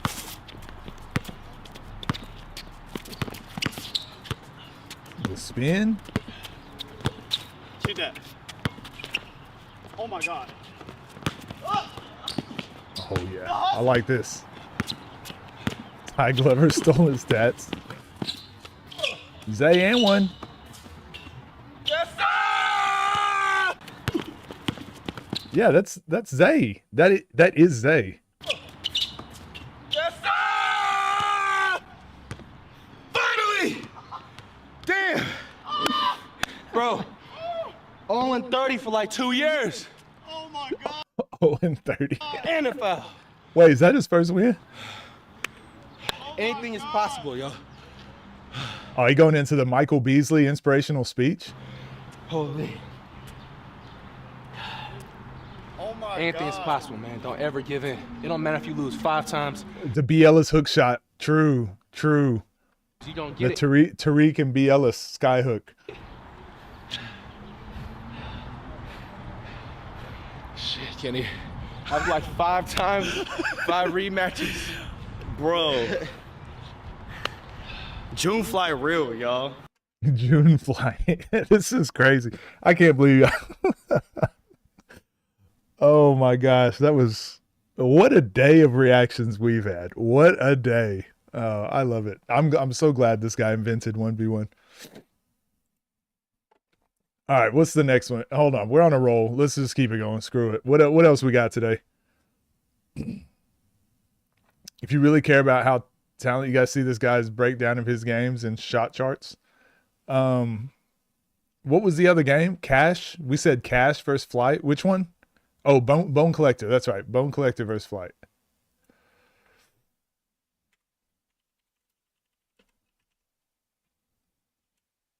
Is there just one?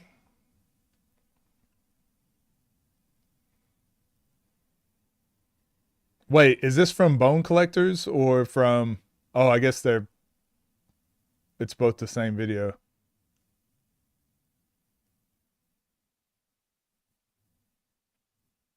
We'll do this one first. We'll do Solluminati, I guess, next.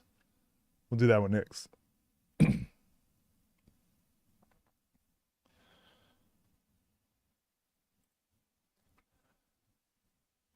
What's up, gang? Hope you're doing well. Chat has taken over my stream.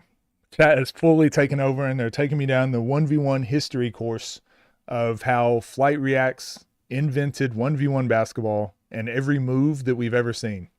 And this is part 2. Go like, go subscribe. Dropping off Bone Collector 1v1 IRL. You ain't nothing but a broke boy, broke boy, What is it? motherfucking boy, broke boy. What am I listening to? What it do, Flight Crew? FTC. Flight team, stand up! The big day has finally arrived, y'all boys. We are finally playing our first street ball player, man. We're not gonna disappoint. All we have to literally do is score, and we are 5 times better than all the competition. But if we win, we literally will be never talked about again on these basketball. The house intro. He got the laundry on top of the dresser, never putting the laundry away. I feel it. Streets, man. I'm honestly more nervous on what I should wear. You know what I'm saying? I'm not even nervous about anything, man. This is another game to me. You know what I'm saying? I had to pay homage and wear these N1 shorts, you know. I found them somewhere dug up, somewhere in the drawers. Had to pay homage to that. But the kicks, I want to be careful. You know what I'm saying? There's certain kicks I want to wear. You know what I'm saying? Because he does have handles, you know, and I'm not about to lose my ankles because I need these for the rest of my life. Now, I feel like in a certain time like this, these shits are appropriate. No way. Like, they're literally made to hold your ankle together. You know what I'm saying? So I think this would be like literally the best decision for me. These like the retro 20s, I think, something like that. 7. What am I watching? But we're about to get up, man, and we about to go slide over, man. He got the... Wish me luck. This is just the room where you put all the clothes. This is just the spare room where all the laundry goes to never be found again. The time has come. Mr. Bone Collector. Oh, this is not gonna go well. This is not gonna go well for Flight. Yeah?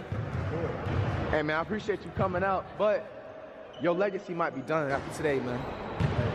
I don't want to talk. Yeah? What we gonna play up to? We're gonna go to 15. He got the close up on the camera. This is where Scotty got his intros from. Right before they do the game, the little face off. Scotty and Davo be doing the little intro. Bro, he really an innovator. By ones, 15, everything straight up. We'll see what happens. Let's get it.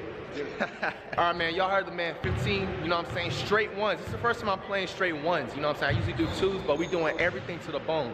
Let's get it, man. Flight, man. Bruh, I know you got faith in me, bro. I got faith in you, man, but please at least. Oh, don't ever.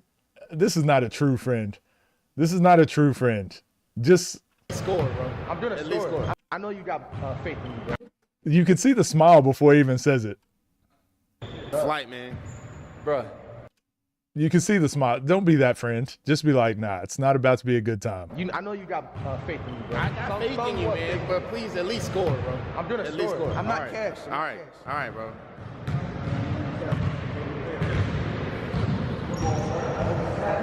Damn, he said your ball. That's crazy. Oh, no. Oh, quick tween.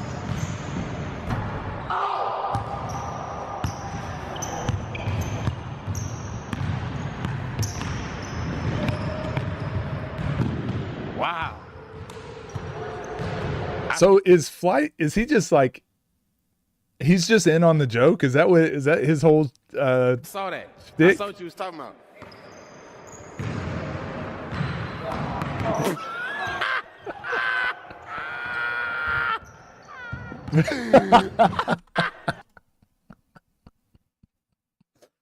Oh my God. He crossed him like 6 times.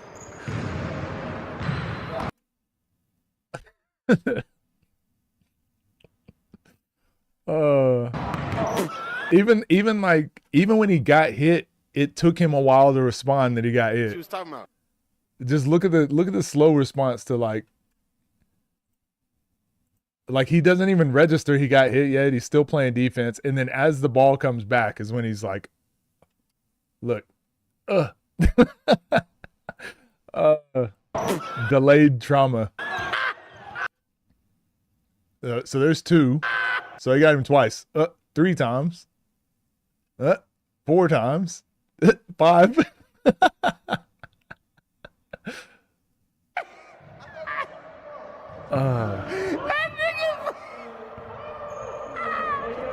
He's 100% serious.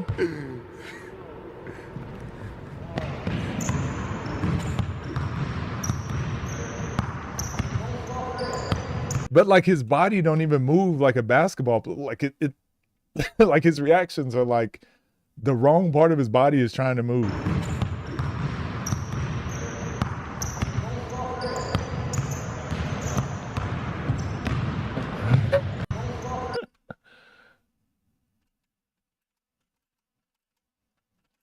Like why you put Hold on. You're right with that last little stoppage. I got to get a thumbnail. I didn't get a thumbnail. Is that a good one there? You gotta give me a thumbnail for this video. I didn't get thumbnails for the other videos either, but who cares? We'll retroactively get them.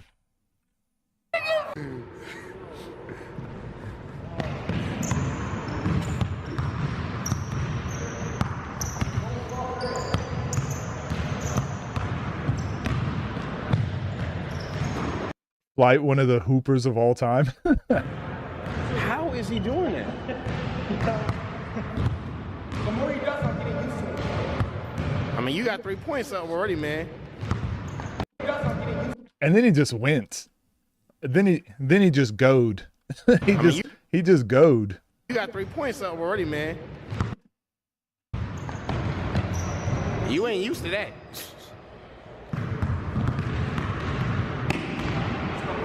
Remember I told you to shoot. Yeah.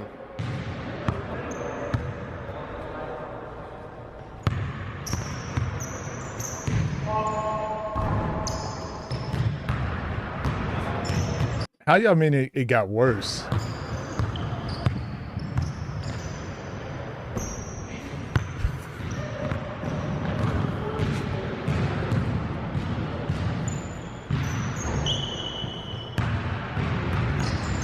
Hey, good D.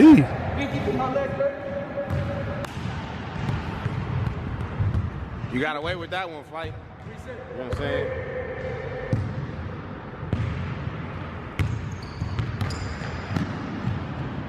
They were traveling to parks beating regular people. Flight was not. Flight was not traveling to any park beating a normal human. Please tell me he wasn't.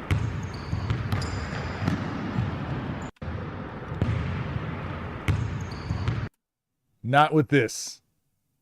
Not with this, he wasn't. Bro, how is he doing that? It's just a simple head.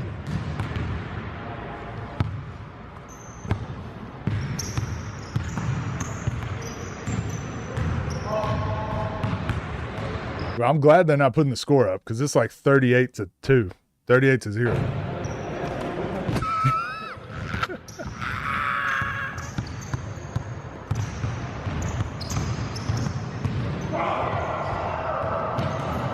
Oh my!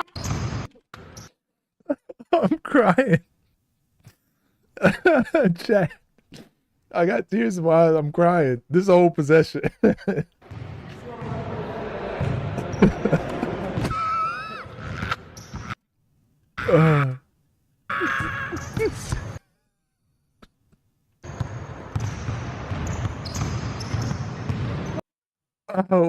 Oh my gosh, what did I miss, guys?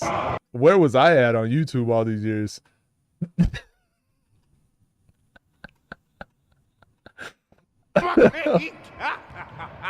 I'm actually crying.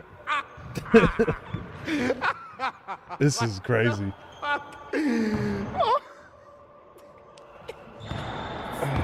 Look like he playing on a banana peel.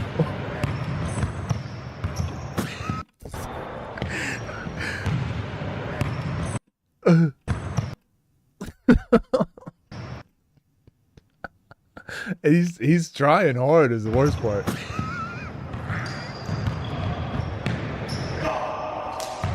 Oh man. Bro, Flight, man. Flight, come on, bro. You mean chill on Flight? I'm not doing anything.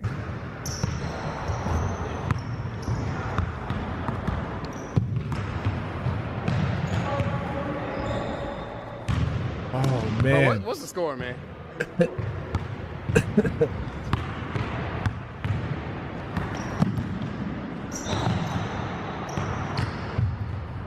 Twice in one play though. This boy is good. This nigga is good as fuck. Hey, bro, come on, man. Look, He said, "Whose side are you on?" fucking wall, bro. Hey, bro, come on, man. Look, nigga, you ran into the fucking wall, bro. Come on, man. Hey, let's go.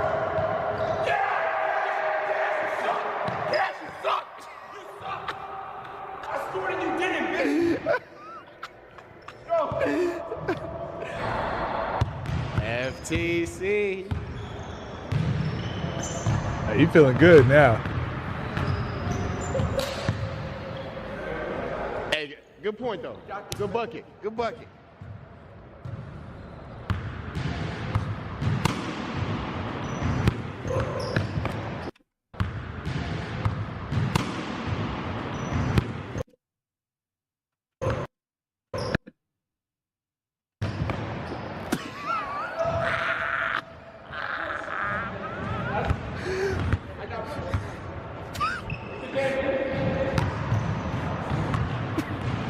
Bro, stop doing them like that, man. Please. Stop fucking them up like that, man. No.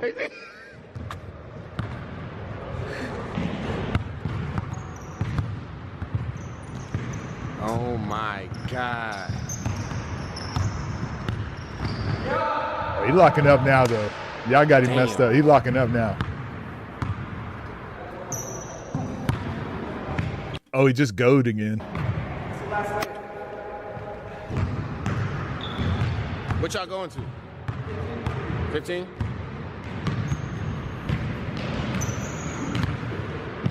He just keeps going. Best move in basketball, just go. Twice in a row. Man, I needed this laugh today.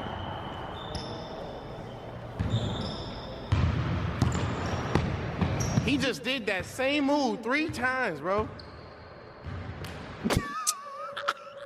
The disrespect.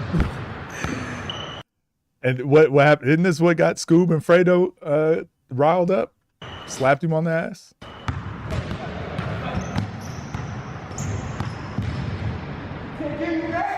Bro, his footwork is crazy. Who's he talking about? He said his footwork is crazy. I can't tell if he's talking about Bone Collector or Flight.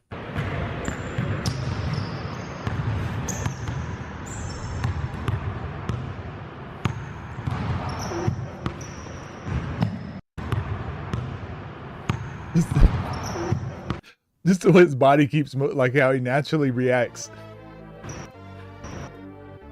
Like his whole body just spontaneously combusted.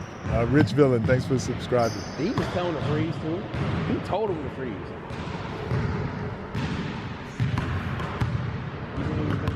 Just like, fuck you gonna do? Yeah.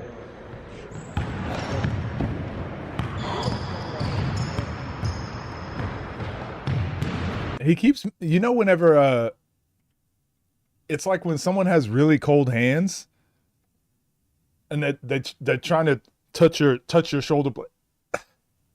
Someone trying to put ice. Pause, I guess. I know you guys take those scenarios and run with them.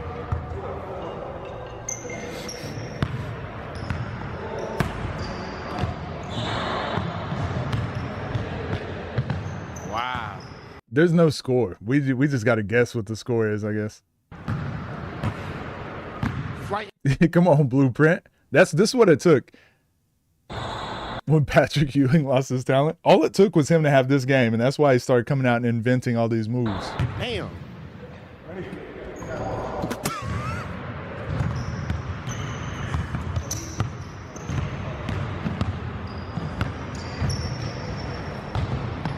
Oh my Lord.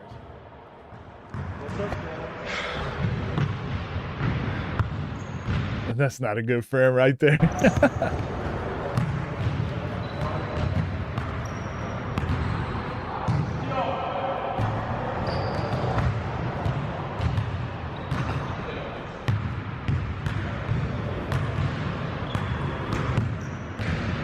His shoes have negative grip. Oh my Lord.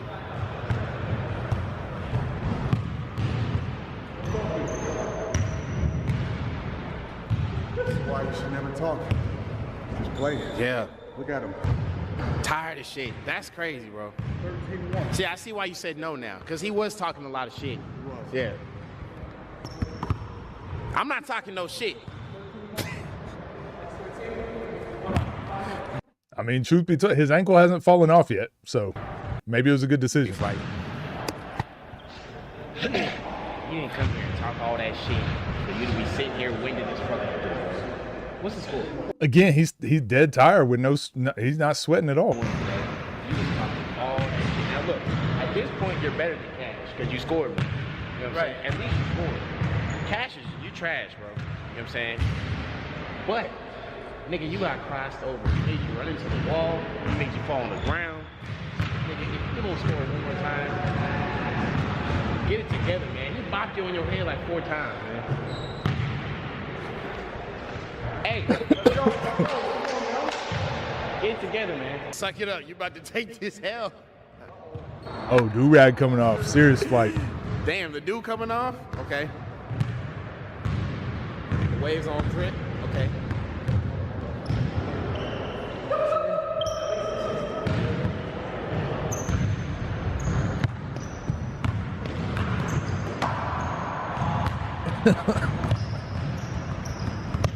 Look at this dude.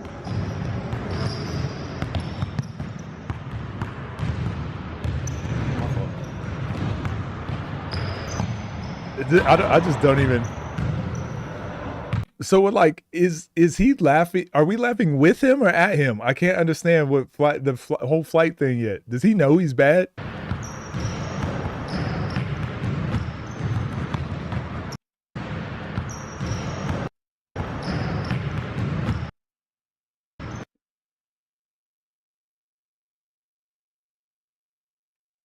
Just in case my other thumbnail isn't good enough.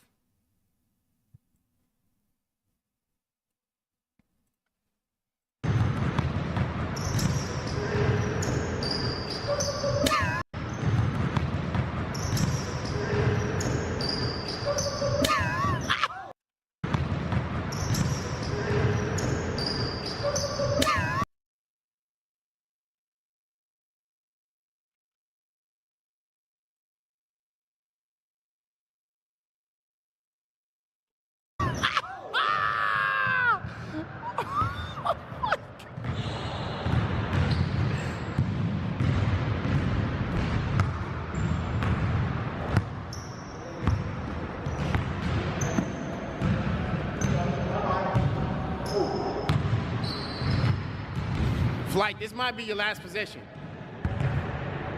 Score something, man.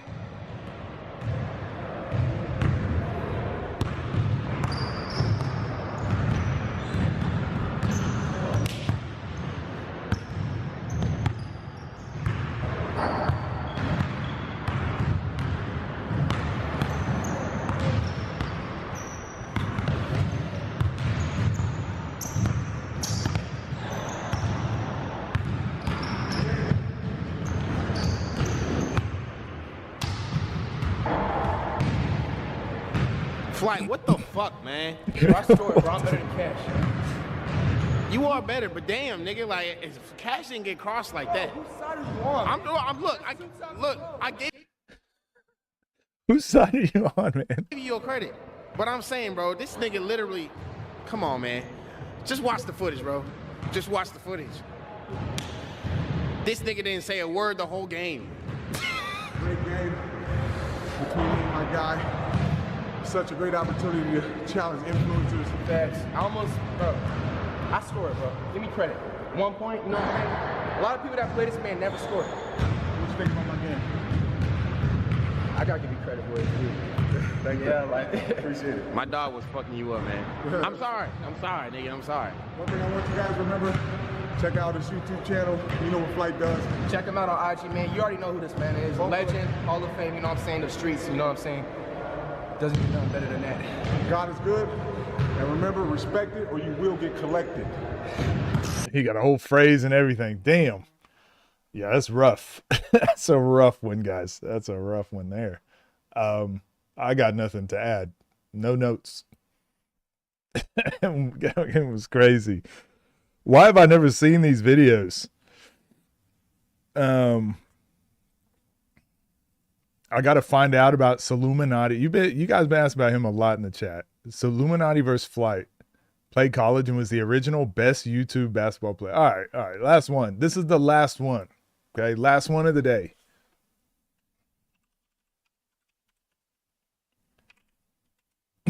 Last one, and then we're going to watch an actual 1v1. This one got no views 8 years ago. What is that?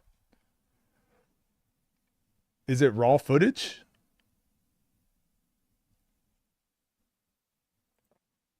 Three million views? What?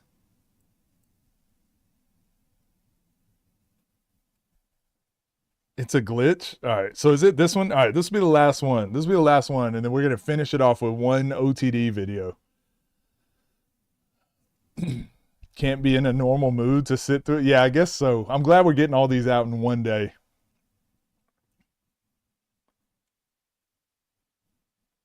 YouTube has a no views glitch right now. Oh, I thought it was just me.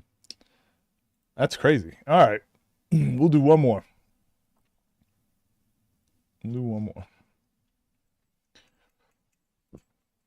What's up, gang? Hope you're doing well. Still in the process of being bullied by my chat. So we're going to be watching this Solluminati Go like, go subscribe. I don't know who this is, but we know Flight now. We watched a few Flight videos. The creator and originator of 1v1 all together, Flight versus Solluminati. Raw footage. Flight 2, stand up. Yeah. Hey, so sit down, boy. How you feel, man?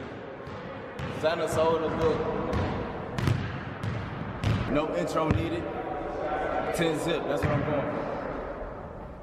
So Flight got first ball.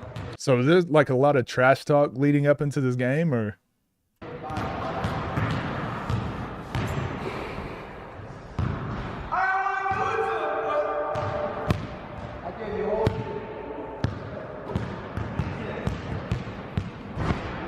Is this Frigmus before Frigmus?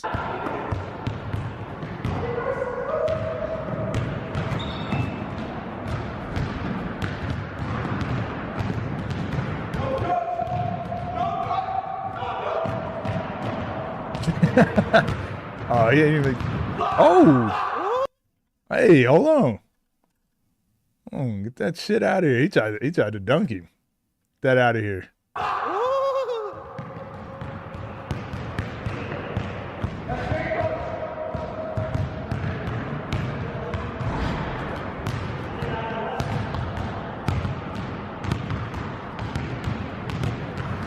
We got us a baby.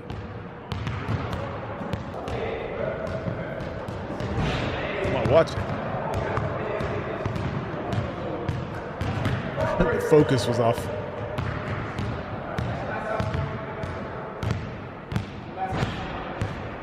It's 3-0. 3-0. Dab game, dab. Oh, this is oh, damn. He dunked him. This is his biggest weakness, when someone just goes. And he just goed left and then punched on him. Damn.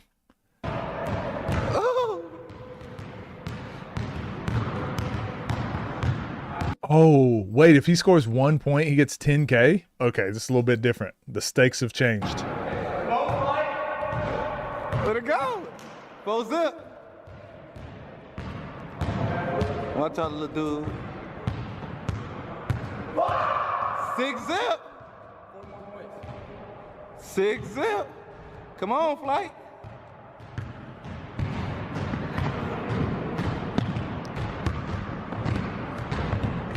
Too much.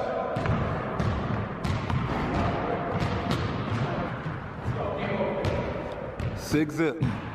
Flight ball. Oh, cash and Flight play. Do I need to see that one? Shooter's gonna shoot.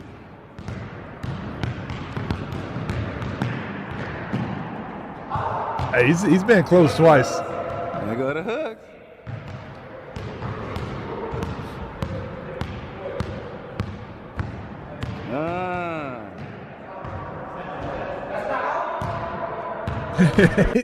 Why would that be out of bounds?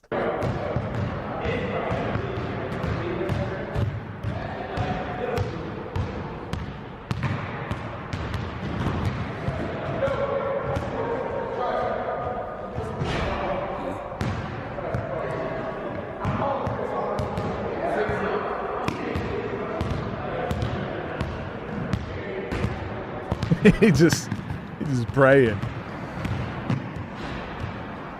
Oh, coach.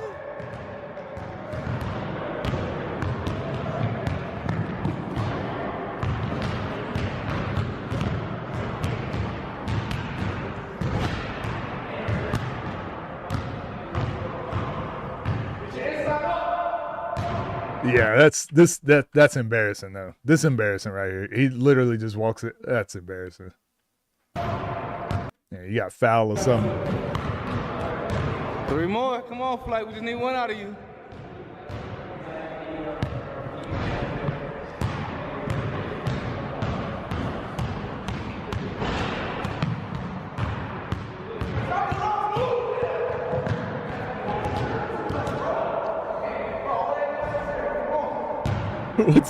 What's he complaining about?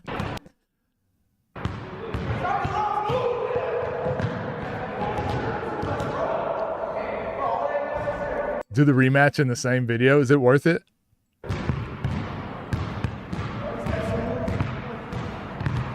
(6'3" with a 5'5" That's an extra move.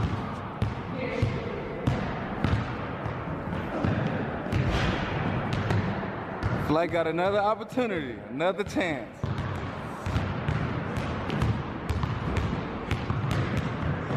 Oh, he hustling.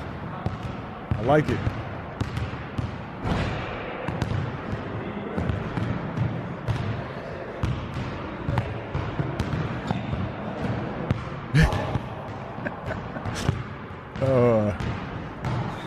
Flight been drinking Coronas.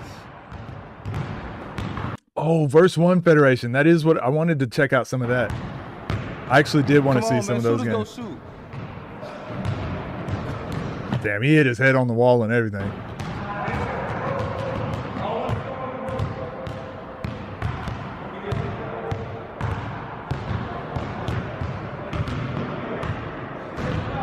Bro, this is crazy. So is he? He's just doing the thing where you're tired again and not sweating. Tough.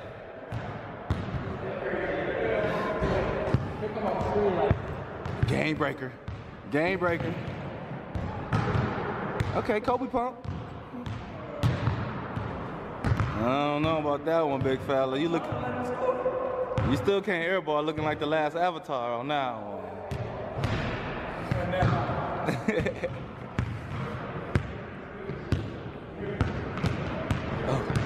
Oh. Okay.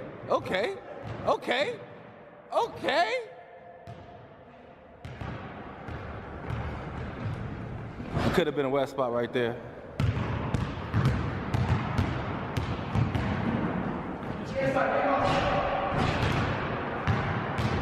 Yeah. What was that? 10 zip. Wait, are they going to? That point don't count?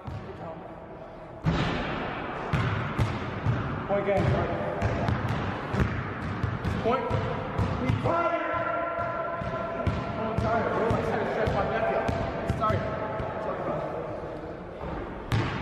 We want to see a shot for the game winner. Shooters gonna shoot. Shooters gonna shoot. What would Kobe do? What would Kobe do?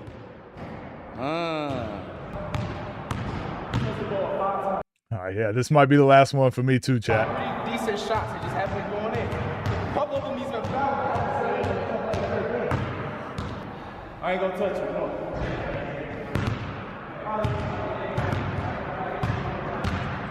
Right, they still got the side spin. That's still impressive. I don't care what anyone says. Don't shoot.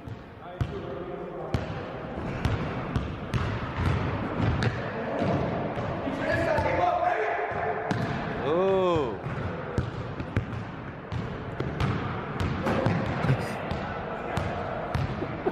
Gatorade symbol, strong. Airball hit the bag. Non-zip.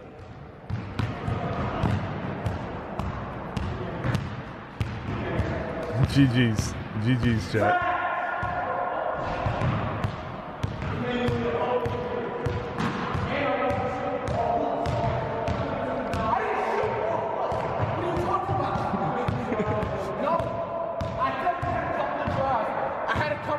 Decent shots, bro.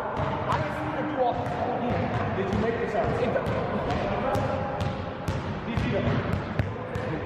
Did you?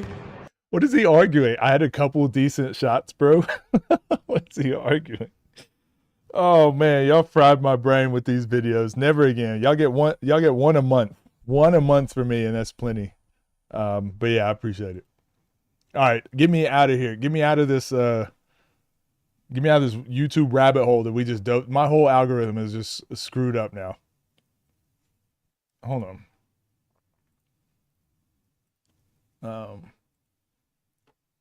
Yeah, my whole algorithm is fried. We got to watch a game. We got to watch a game. No more suggestions ever again. For today, anyways. We got to watch a real game. 2 of these a day, or your brain turn into slop. 100%. Coach versus Flight. Geo Watt. No, absolutely not.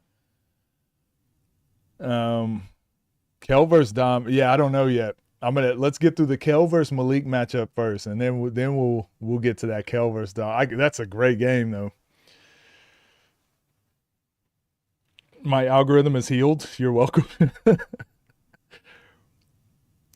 No, I'm not refreshing my feed. I'm never getting back on YouTube again. I'm gonna just start a new account.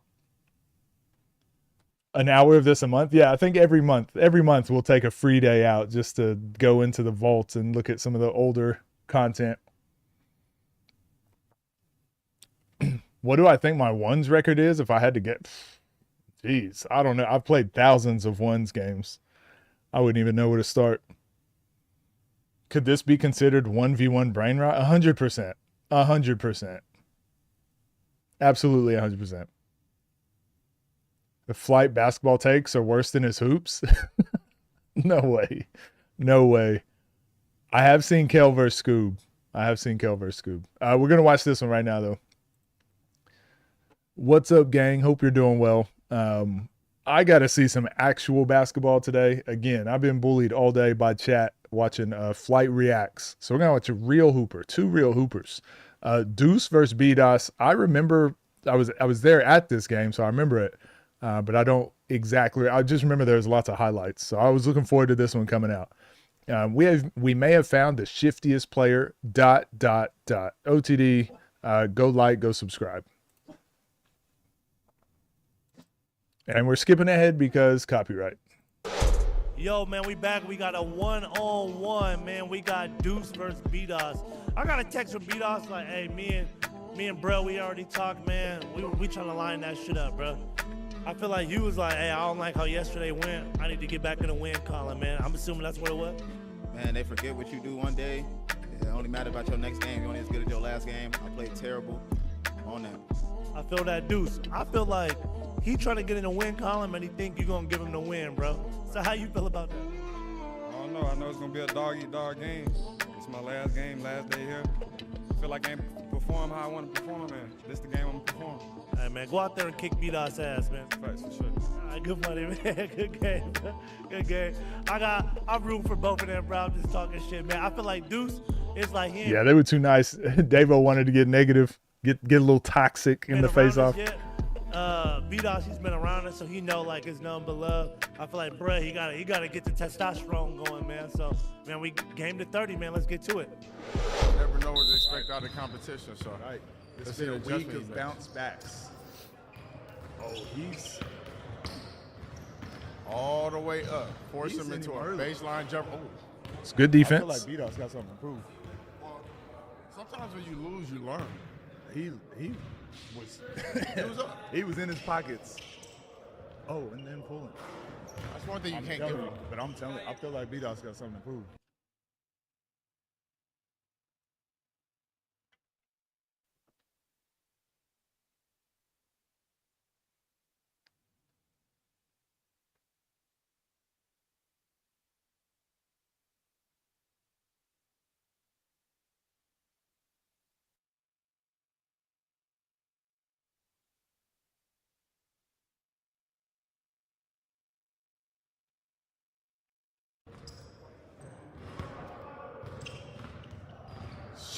I thought maybe that would ice him because he just hit a three and out.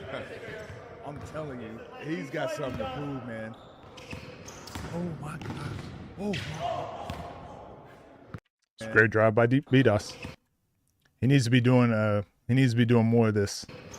Inside the elbow, inside the block. I don't know how he missed, but damn, he was up there. Was he trying to LeBron dunk it or something? He's jelly? Trying to Is he jelly jelly that? I like the hezzy right there. I like Good look. Get on the board. Needed to get on the board. Hey, he thought he trying to fix it, Deuce. I don't believe it. Yeah. Oh, read damn. that like a I don't believe it. Yeah. They hit heads. Yep. Oh, he read that like a Damn. Headbutted him going because he knew the move was coming. He beat him there. But he headbutted him. And so, if the ref is gonna wear glasses, does that mean like he should be able to see a little better? he on the phone. He just turned around. Because that was clear as day a foul. It had to be a foul.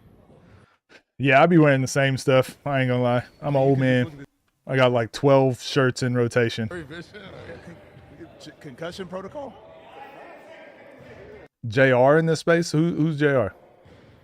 What's the call? Because they didn't call anything. No, I think. Oh, I think the Deuce. I think they didn't call anything. I think the ref was like gentleman's agreement. What was it? I didn't see it. You guys call your own fouls. I'm not even mad at that to be real, but.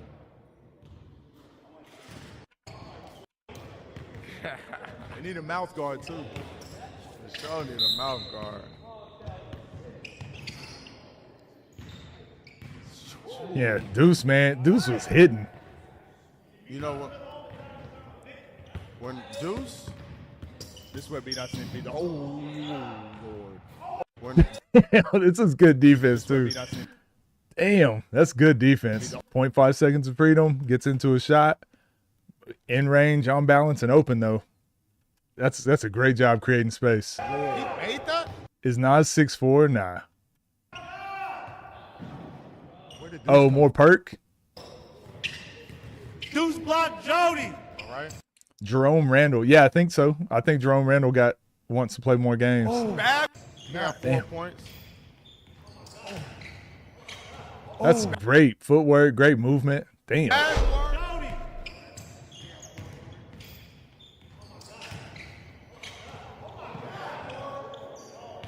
Bad work. So in that 2-on-1, he sat out because Tello was getting buckets. We was trying to be positive. Clearly, Nas not on that type of time. Hey, your first time you got skunked. Your first time, it's how it happens. Your first time out here, you ain't get skunked. Your first time. Nas and Davo going at it.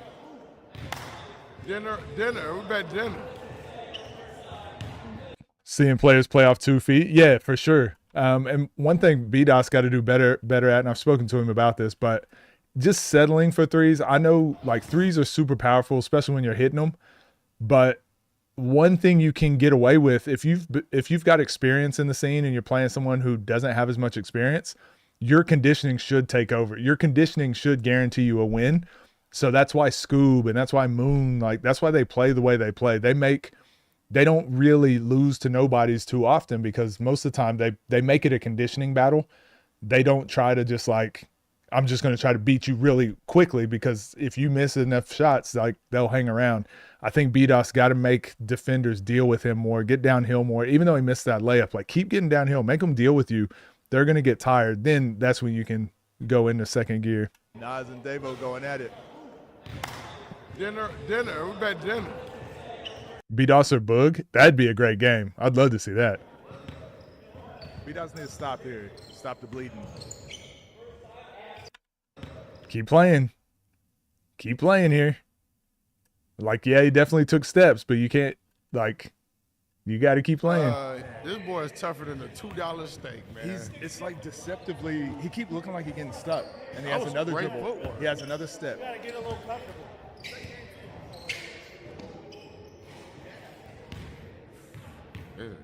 And when you don't know how to guard someone, like you don't know their game style, definitely like try to force them one direction so you can start learning some moves. Deuce making me a Deuce fan for sure. And this is what I meant by BDOS. And this is why I've liked this combine. Like I become a fan of so many new players now. Good hands. That's what was happening to BDOS against Nelson. So it looks BDOS is adjusting a little bit, adding some things. So. And again, he can hit those, but you don't want to leave it up to like if your shot is falling or not. I just think the one space now, it's so important to force defense to deal with you. Like get them a little. Yes, it makes you more tired when you're driving to the basket. This is one of the criticisms I had with LP early in the scene. But it's like make them guard you, make them deal with you, and then you'll end up with easier shots later on. What do? How do you get yourself going? Keep shooting it, but also go. Ooh, good hands. You go to stuff that you know is gonna work, or you know that you shoot a high percentage at, right? Sometimes I might be. So now that's 3 plays in a row. Deuce hasn't had to play defense. Yes, he made this one. That's 3, maybe 4. No, that's 4 plays in a row. Yes, he did make a 3, But it's like Deuce hasn't had to play defense for 4 plays, really. To the left, but right now he just continues He to gets to use all his energy on offense. He just keep throwing it up there. Look how Deuce is playing. He's like not closing the gap enough. Cross.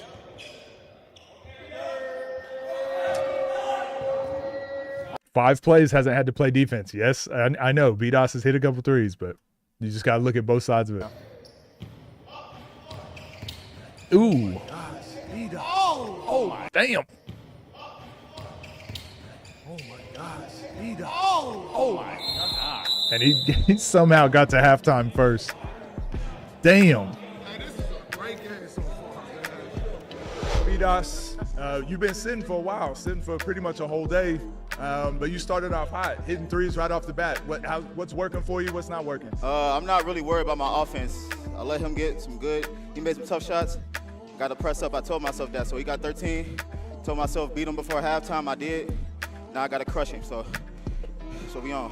What's the goal? You know, you got another chance to get out here and do what you do. Get back on the winning column. What's your goals to, throughout the second half to finish this off? I seen him drop his hands to his knees. He fell low before I did. He tired. So my shot falling, he bait him get to the rim. And then once that, everything opened up. So I'm feeling real comfortable right now. Hey, you know you're the people's champ, so 0-0. Get back out there, 0-0. It was Bracken, chat. So y'all know, look, Bracken. I'm one of those people who always ain't afraid to admit where I came from. Man, I came from roaches in a cereal box, like terrible living, right? But I was on the internet and I seen Finesse talk about, he said he eat top ramen without the seasoning pack. I ate noodles with no packet. Cereal with the canned milk. The powder milk. I was like, wait, what did he say? He said milk. No milk. And that's crazy to me because back in the day, niggas would for sure bust down the package, put the seasoning in there, eat the noodles raw, no cook, no nothing.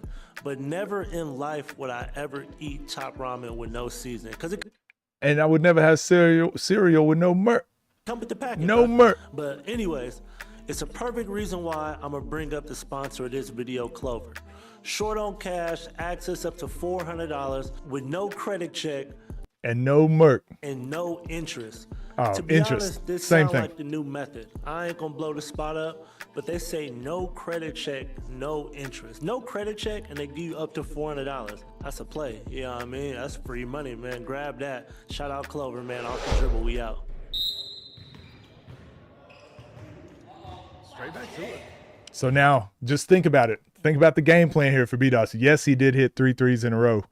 But this is like 8 possessions now of where Deuce has not had to guard. He hasn't had to guard him for 8 possessions. No Merc for 8 possessions. I was online, just a little short. Good hand, late contest. At halftime, he said he's going to try to get him tired. I thought that meant he was going to attack him a bit more. So maybe he means more defensively he's going to try to get him tired. Waffle, no sir. Cereal, no Merc. There we go.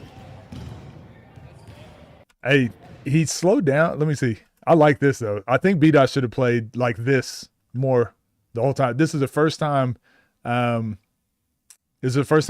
Deuce has had to really play defense in 9 possessions. 9 possessions, he's had to play defense once. And I just think if B-Dot keeps driving like this, eventually he's going to get a couple easy. That's a great contest. I don't mind that shot. I think B-Dot should have just been downhill the whole day. Well, look at the basket, though. I like the drive, honestly. I think B-Dot's, I see something there with that drive. I think he needs to stick with it. Whoever this commentator is, he need to, yeah. He's saying the same thing I'm saying. I like that. Yes, I will be commentating Judgment Day. Oh. Oh, no. Bucket. Oh. Oh, no. Bucket. You can hear me say, oh, no, in the background, because these are those plays. I've just been here too much. Like, oh, he's going to make this for sure. Damn. Oh, no. Bucket. Gotta be a turnover. You remember when I made that joke about Sell hitting the ball away from Kenny Chow? I was like, damn, why you hit the ball so hard? Yeah, that's why. You got to. Make sure that possession's dead. You can't be doing and one tricks rolling on the ground. But B-Dots needs to play. You got to play it out. Like, you don't want to leave it up to the refs. You got to just dive on that ball. Like, make sure you hit it, because he didn't technically hit it. Like, he didn't end that possession. That's a good no call by the refs. Bucket. It got to be a turnover. So you can't be doing and one tricks rolling on the ground.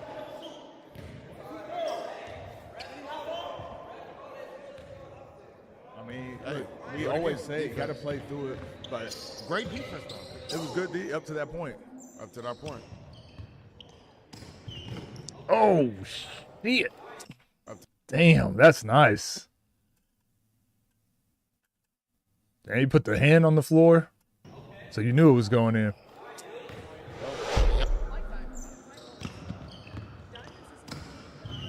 Damn. Y'all watching this like how I'm watching this. see it. This boy can play, man.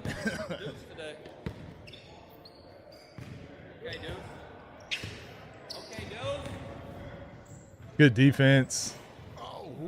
He still almost hit it. He looked like he just like not really paying attention to what's going on. He's just like a silent killer here. Deuce letting his game do the talking, really. Yeah, I don't know if you guys have seen, Deuce has a whole Instagram where he like labs out moves and all type of stuff. He does this. Deuce letting his game do the talking, really. Yeah, more downhill stuff for B-Dos. Even though he didn't quite get to a good spot there, I just think attack more. Just attack more. This is better. Game of runs. Oh, nice. Wow. Good contest by Deuce, though. Wow. Damn. He did contest really well a couple times. Wow. And honestly, it That wasn't a great bad contest. That was a great contest. Deuce don't look explosive, but then he every couple steps he show you something. Trying to bait him into that three. That's a chopstick, boy. So again, if we look at how many possessions B-Dos has had, probably let's just say he's had 20. About 11 of those have just been bailouts. So like more of your possessions, you need to make the defense have to deal with you, because if you're not hitting shots, you're giving them extra opportunities. You're allowing them to save their energy. If your shot's falling, doesn't matter, right? But you're just in danger of, if your shot isn't falling, you're letting them use more of their energy for offense. I only heard a mop stick. I like the no call there, It's kind of like almost. because he could have played off of 2. I think he got tripped up in the last. It looked worse than it was. Yeah. There was contact, but it looked worse than it was. I see what Don was talking about. The run is so funny. There we go, Deuce B-Dos. letting it impact Nice. you too much. Good drive. You got to finish that. Okay, now. Yeah, B-Dos jumper does remind me of Boogs a little bit. You gotta. Yeah, we watched B-Dos on Next Chapter. Versus Coda. Might have to get a sub ref for a second. He's kind of getting. Man, he's dealing with the contact, though. Sub ref for a second. Again, if the ball don't hit the ground, it's not a turnover. And this B-Dos stopped again because he thought he stole it. So he just stops. But it's like, keep playing. He had 3 possessions where he stopped early. So 11 possessions of shooting threes, or however many, probably 11 of just not making him play defense. And then 3 possessions you gave him extra on offense because you didn't play through him on defense. Hey, he's stuck with it. B-Dots just left the door open enough. And this reminds me of Rob versus DA. Like, yes, B-Dots like technically should be winning, but it's like you leave the door open. All these guys in the 1v1 space are so talented, man, that you just gotta have that relentless attitude, relentless mentality every play. Good hand. There's been so many good defensive possessions on B-Dot's behalf that it's surprising that he's down by 1. I think he can fix that right here. Never mind. He's pressing so much. Like, he wants these shots to fall so bad. Yeah. And again, I've been there. It's just like you just gotta get that lid off the basket. Y'all notice my microphone working today, though. Ooh. Oh, come on. I mean, this is a great contest, but he's just hitting shots, man. Like you can tell he labs these out. He gets his fingers on the seam, in range, on balance. Good contest though. That's a shot you can tell he labs out. Oh, come on. Damn.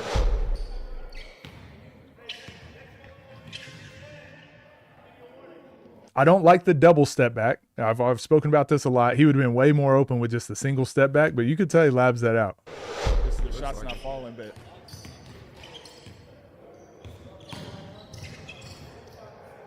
whereas Deuce just plays. I don't think he's even thinking. I think he just, you know, there's hoopers and there's people that overthink. I was an over. Oh, you missed nothing today, Midell. Today, Midell. Need to get up and start hooping a little bit better on that defense. Yeah, hoopers don't play defense. Yeah. We'll see. It was 18 to 23? That was 19. Hey.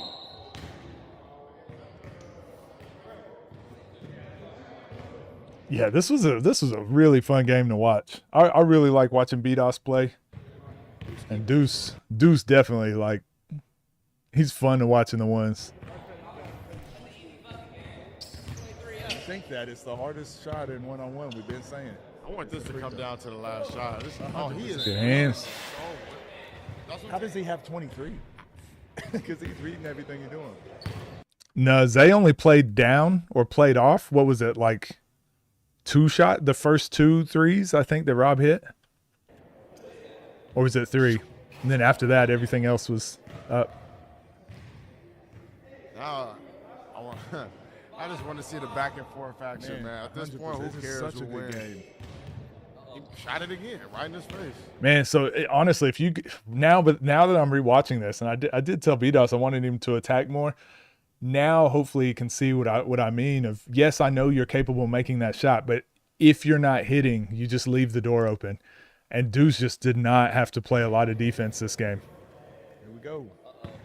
What you got for us, Deuce? Oh, I remember this. Stay with it. Again, BDOS let him off the hook. Sometimes this happens. We saw this with Dooley yesterday, but damn. Yeah, damn. I mean, that's good defense. What am I saying? That's good defense. Stay with it. Stay with it. Stay with it. Stay with it. Stay with it. And you can hear Frank Nitti in the background says, man, his defense is like that, though. Stay with it. Stay with it. Stay with it. Dang. I'm telling you, that's 3. What kind of game is that?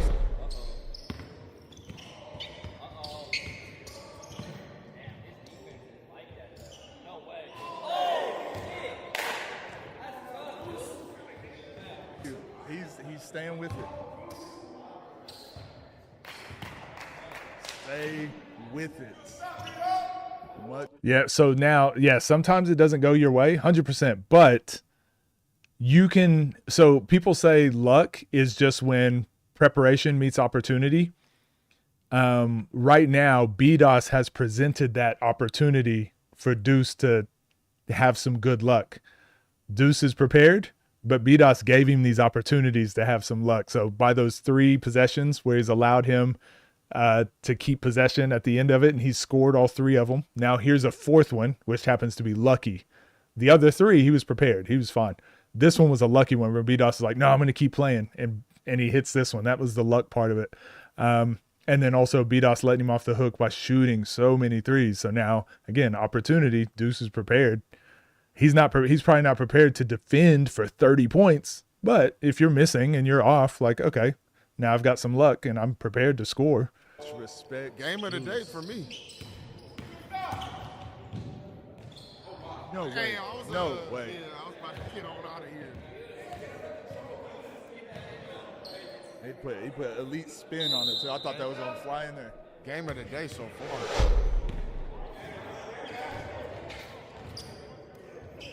Ooh. Going. Yeah, this is that's where he needs to be. Make him deal with you, get downhill, and then settle for your threes if you can't get this shot off. Good job protecting it all the way on the outside. He missed one, so I think he went away from it then. But I'm like, I think that's his advantage in this matchup. Just get downhill, make him deal with you for a whole game. Oh, 3 points will do it. He taking it. He taking it. He always was. Oh, okay. Oh. And I don't mind it for the game winner. Now But you damn, gotta- you've taken so many. Now you're in a tough spot. This is a 2-possession game, but don't change much up though, because you've been playing great deep. Oh, That's a little bit of a travel, right? no, he hit it out. It went in the air.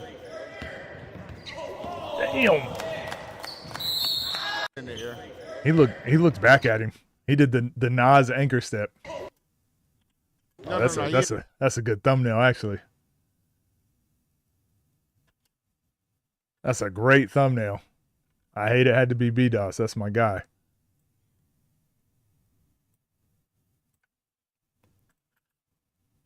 Oh, maybe that one's a little better.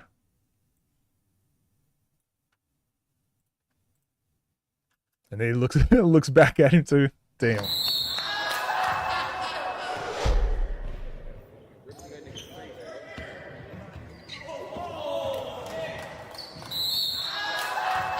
No, I haven't seen Dev and Bones play yet. I mean, absolute cinema. I'm speechless on that one. Speechless on that one.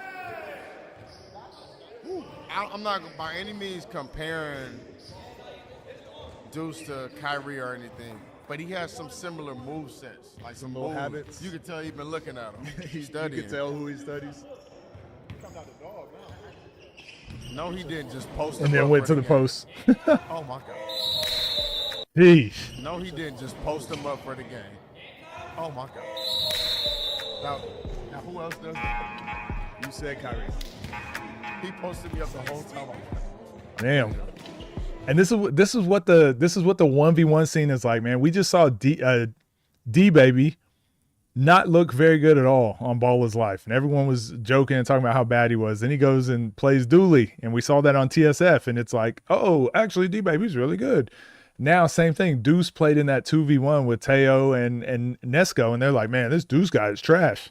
He sucks. He only scored 1 point, or he only scored 1 time, or whatever it was. But then he gets out here, and now everyone's like, oh, damn, this guy's actually solid. Like Tariq dapping him up. You got Keem dapping him up. It's like, okay, this guy can hoop. That's what the 1v1 scene is about, man. What a game. When's the rematch? Game. We have to see that again. Hey, yo, man, that is the game. Final score is 30-27. Deuce got the W. I always like to say, like, I booked this dude because I knew he could hoop, especially in ones. But, like, I seen enough on IG, on YouTube. I was like, bro, he tough. I think at times, you know, with all the bright lights and shit, like, sometimes you got to take a little time to get adjusted. But I knew it. When B-Dos texted me, I said, He from Dallas? I don't think so. I don't think he is. B-Dos think bruh ain't like that. And he found out. Actually, I ain't gonna say that. It was a really, really good game, but I think he thought he was about to kick your ass, and you did the opposite, man. How you feel? I feel good, man. Like I said, I came in slow, you know, trying to adjust. But I knew this is the last day. I got to go out with a bang, so came out there, played my hardest. I got the dub. Man, good shit. Was there any moment, anything you seen out there that you knew you had the advantage? Yeah, I'm way bigger than him. So if you see that last play, I ain't about to overwork myself, so I just got to the bump fade. And that's green. It's good. Good money, man. Good dub. Is there anybody in this space you want to check up with? Zay, right there. Red shorts. You want to do it next series? You want to do it before we leave? It don't matter. Do it whenever. I do it now. Hey, Zay! Hey, Zay! He said he liked what he see versus you. He said he liked himself versus you. He said we don't even got to do it. Yeah, this is it wasn't Zay, by the way. Like, who y'all thinking? Next trip. He said we do it this trip. Hey, you know what I'm saying? Good money, man. Hey, we got to see that. Now we got to give him a little break. Give him a little break. Give him a little breather. Give him a little breather. Hey, fuck it. We set it up, man. Off the dribble. Let's get it. Man, there was so many call outs this series. It was dope. Yeah, this was a dope series, man. I can't wait till all these games come out. But I love that. Let me know what you guys thought down below. But Deuce can hoop, man. Deuce can hoop. I loved it. Yeah, it wasn't that Zay. Wasn't that Zay. You know better. You got to work your way up to that one. Dom found that out. You guys are talking about I want to see that Bones Highland video. Folks try to help BDOS with his game. I mean, yeah. I mean, we try to help everybody. BDOS didn't do, I mean, he wasn't bad. Deuce was hitting everything. Like, Deuce was hitting some crazy stuff. Now, obviously, you want to lower the chance of that happening, and you can, but do I think Dang is a top 5 potential? Potential for sure, but if you don't have a consistent like high 3-point shot percentage, you're going to struggle consistently beating top 10 players. And I think that's his only thing he needs to really work on. Love that OTD make the call outs happen. Yeah, well, Davo encourages them, obviously. What are some 1v1 principles you would strictly implement into 5v5? I always say, yeah, that sort of stuff. Shading weak hand, straight line drives, creating separation, 0.5 seconds of freedom, full speed left, full speed right, that sort of stuff. Not the president. He good. You need a superpower to be top 5. I agree. And you need a superpower also just to separate yourself at any level that you're going to play at. So whether that's high school, college, little league, whatever it is, whatever level you're trying to be like a starter or the best player on your team, or you're trying to make a team, you need to have a superpower. Just being average at everything rarely will get you a selection over someone else. Eamon Thompson versus Davion Mitchell. I think I saw that. I didn't think it was very good. I didn't think it was very good. They were just sparring after practice. Zay is an anomaly. Deuce need to protect the ball better. Wait, did someone bring up Zay? For what? Got to end it right with Geo Wise. Who do you think has the best superpower in the space? Rob, Bijan. I think shooting. I think shooting is the best superpower to have. We've seen it with Steph Curry. Like, I think traditionally people would say physicality and athleticism. And I used to think that too when I was younger. So we always thought like Shaquille O'Neal was the most dominant because he was most athletic. Wilt Chamberlain. It was always LeBron, like Jordan's. Like, it was always people like that. But then you see a Steph Curry and you're like, wait, shooting is like the great equalizer. So then you see someone like a Kevin Durant who's tall and athletic, and then they can also shoot. So for me, I think Rob's superpower, Bijan, being able to get their own shot off at a high rate, I think it's probably that. Zay is playing in the pay-per-view, yes. It's the number 1 rule on defense: don't give up baseline or don't let them go middle. It depends on your defensive principles, but I'd say 90% of defenses are built around not allowing middle, but there are some defenses that actually do want to funnel you to the middle if they have really good shot blockers, for example. Chris, thank you for subscribing. Yeah, if you've got really good shot blockers or rim protectors, sometimes you do want to funnel them to the middle. It just completely depends on your defensive scheme. It's fun when your superpower is being athletic. It is very fun, and I would say that's the second most important thing, but I would say shooting. Being an elite shooter, being able to get your shot off at an elite level. How do you go about developing a superpower? Intentional focus. Identify what you want to get better at and just lock in and make that your whole identity. So there was a point in time I could always shoot, I could always dribble, I could always pass, I could always do a little bit of everything. But it wasn't until I got cut my first year of college when I realized, like, oh, I don't play hard enough. So I don't run hard enough. I don't jump hard enough. Everything I do is just average. So I kind of made it my identity to be like, every time I drive, I'm really going full speed. I'm dropping my shoulder. My whole identity became going full speed, playing hard.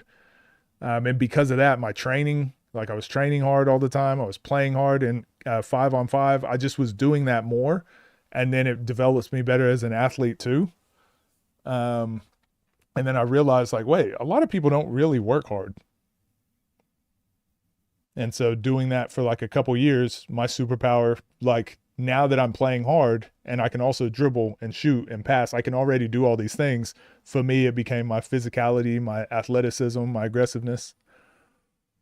It's kind of like what Nas Like that's kind of Nas's superpower, right? Like he overpowers people, he overwhelms people, and it's like, yeah, but he works on that. And he can shoot, he can dribble, he can already do everything, but now his superpower is like just being so physical and so strong. Shooting can be developed into a superpower for sure.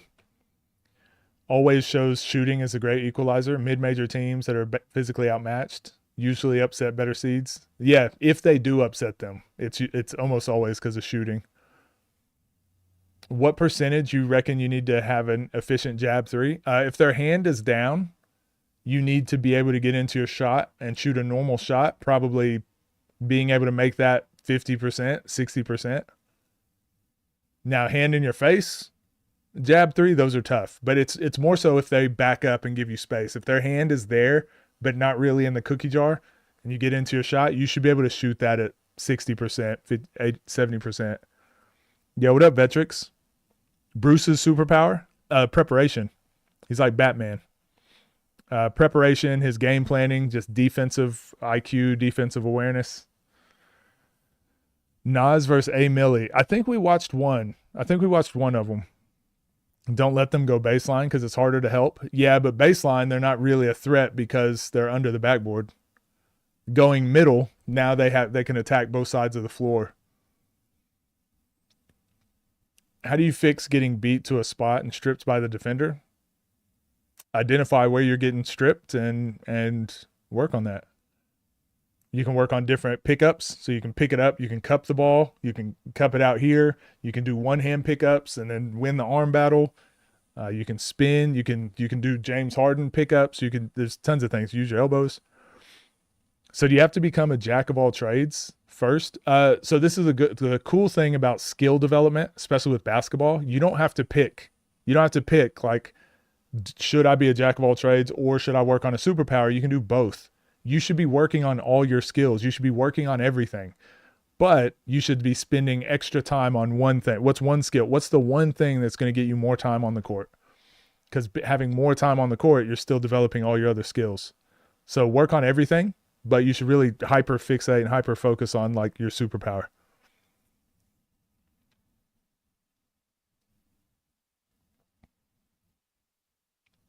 Bruce's superpower is fouling. Damn. It's also playing through fouls. But he also can play physical without fouling. He's shown that also. Moon superpower.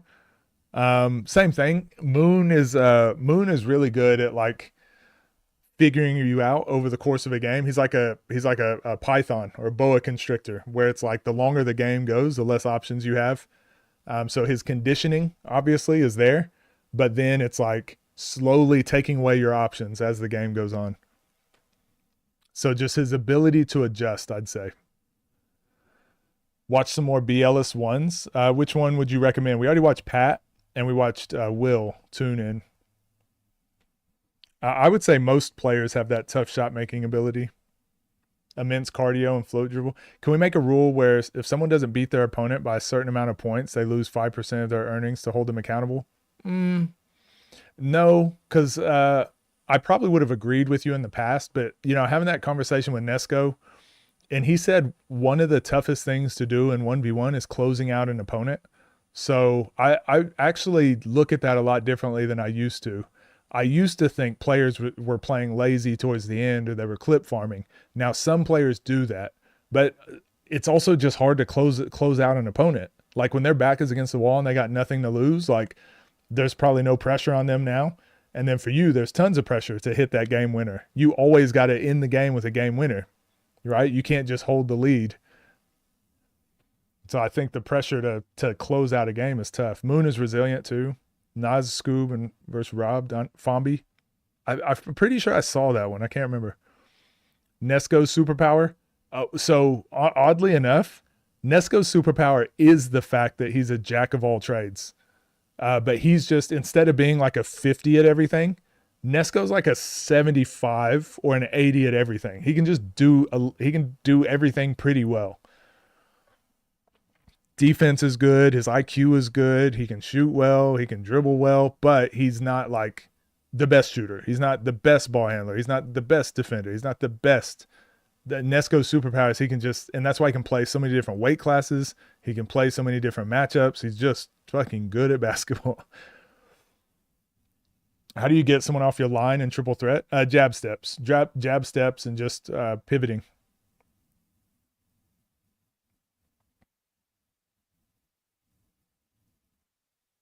Yeah, become a specialist and then improve on what they force you to do after taking that away. Yeah, so a good example is like if your superpower is shooting the ball, let's say you're a really good shooter, you shouldn't be like, oh, I'm going to add another superpower. I'm going to start focusing on posting up now. You can do that, but it would make more sense to practice on, now I'm going to practice one dribble pull up. Because now if you're shooting, catch and shoot, catch and shoot, catch and shoot, catch and shoot. Well, now they're going to close out hard, catch, one dribble pull up. I'm going to master that. Or creating your shot off the triple threat. Like you should, your superpower should lead you down this pathway of adding things around it. Scar is a clip farmer? Absolutely. Do I have Skoob? Do you have Skoob over in 1v1? What do you mean? Skoob over Moon. I do. I mean, are you saying who do I think would win or where they're ranked?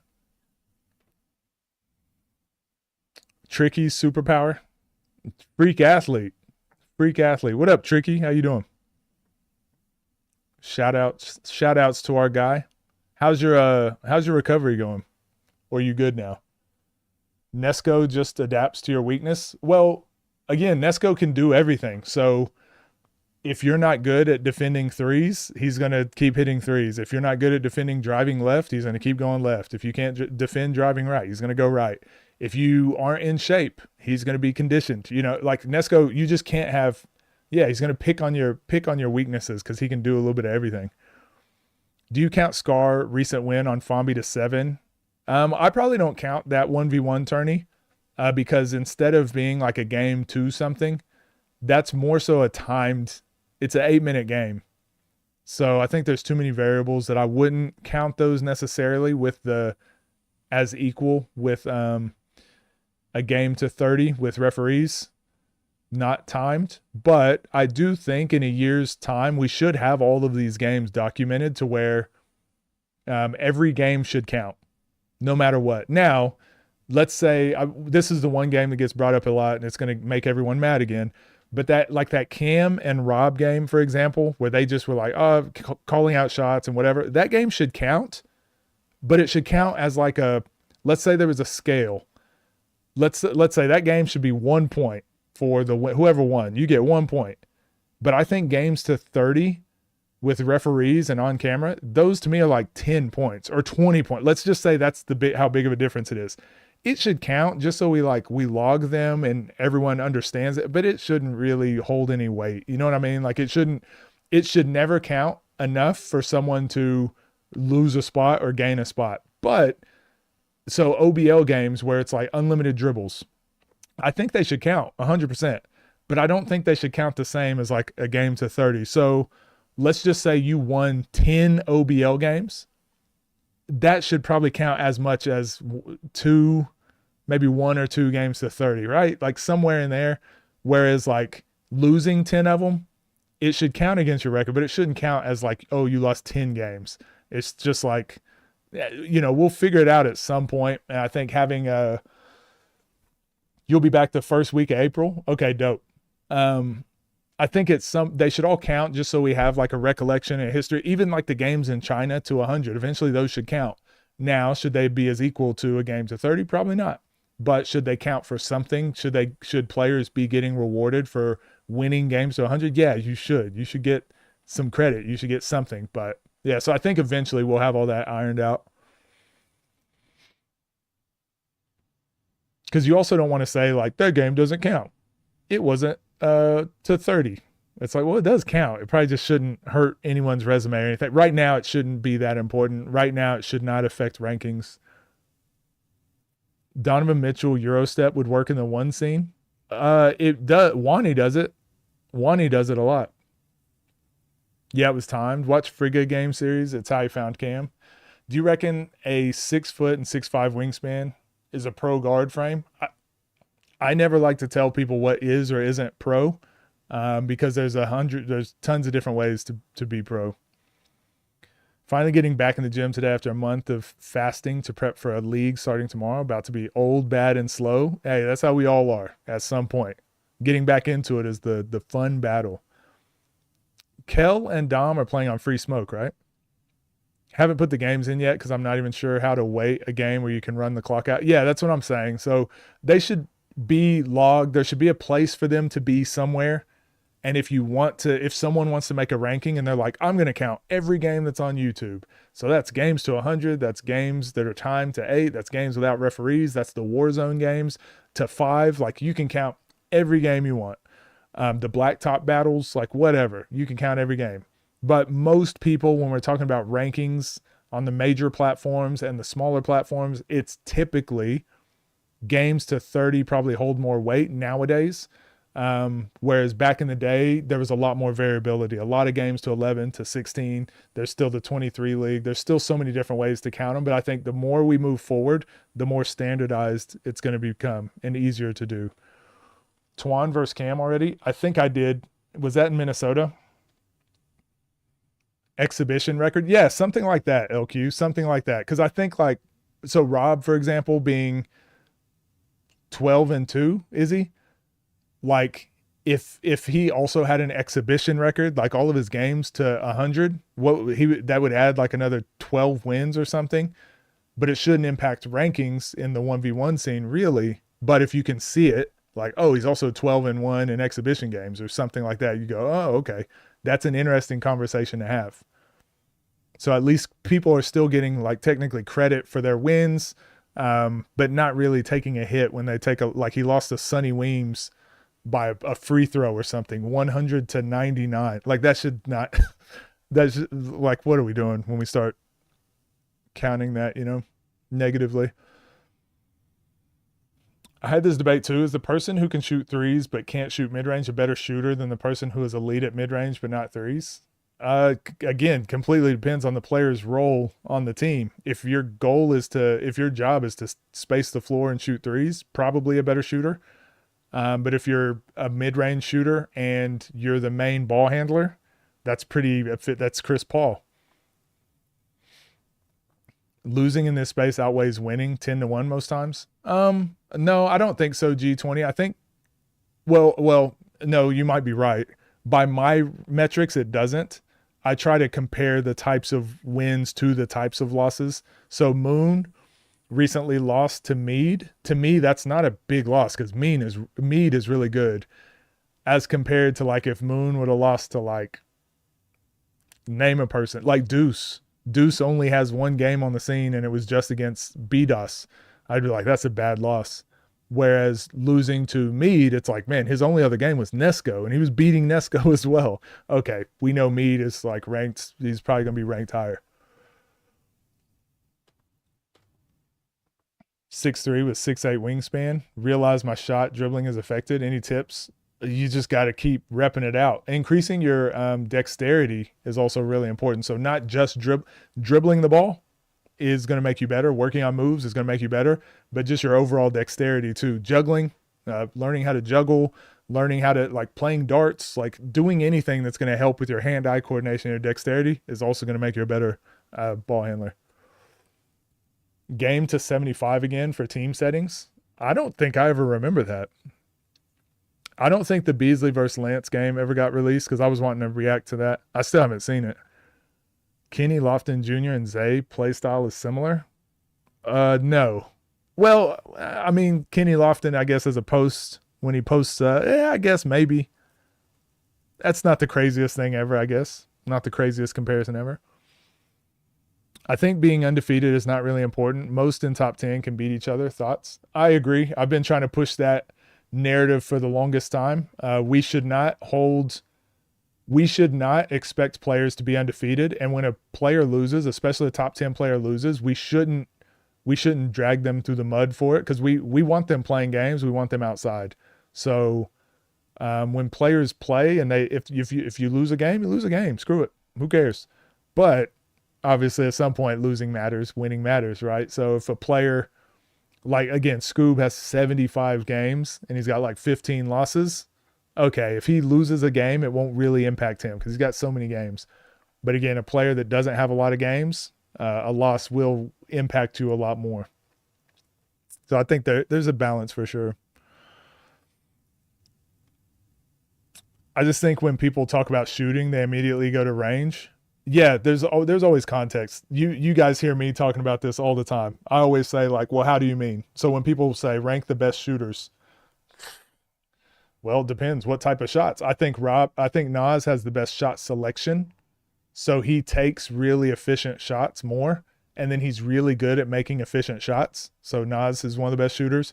Rob and Bijan, though, can get off any three-point shot they want, and they can hit them at a high percent. So it's like they're really good shooters. But then also Skoob, Moon, like all these guys.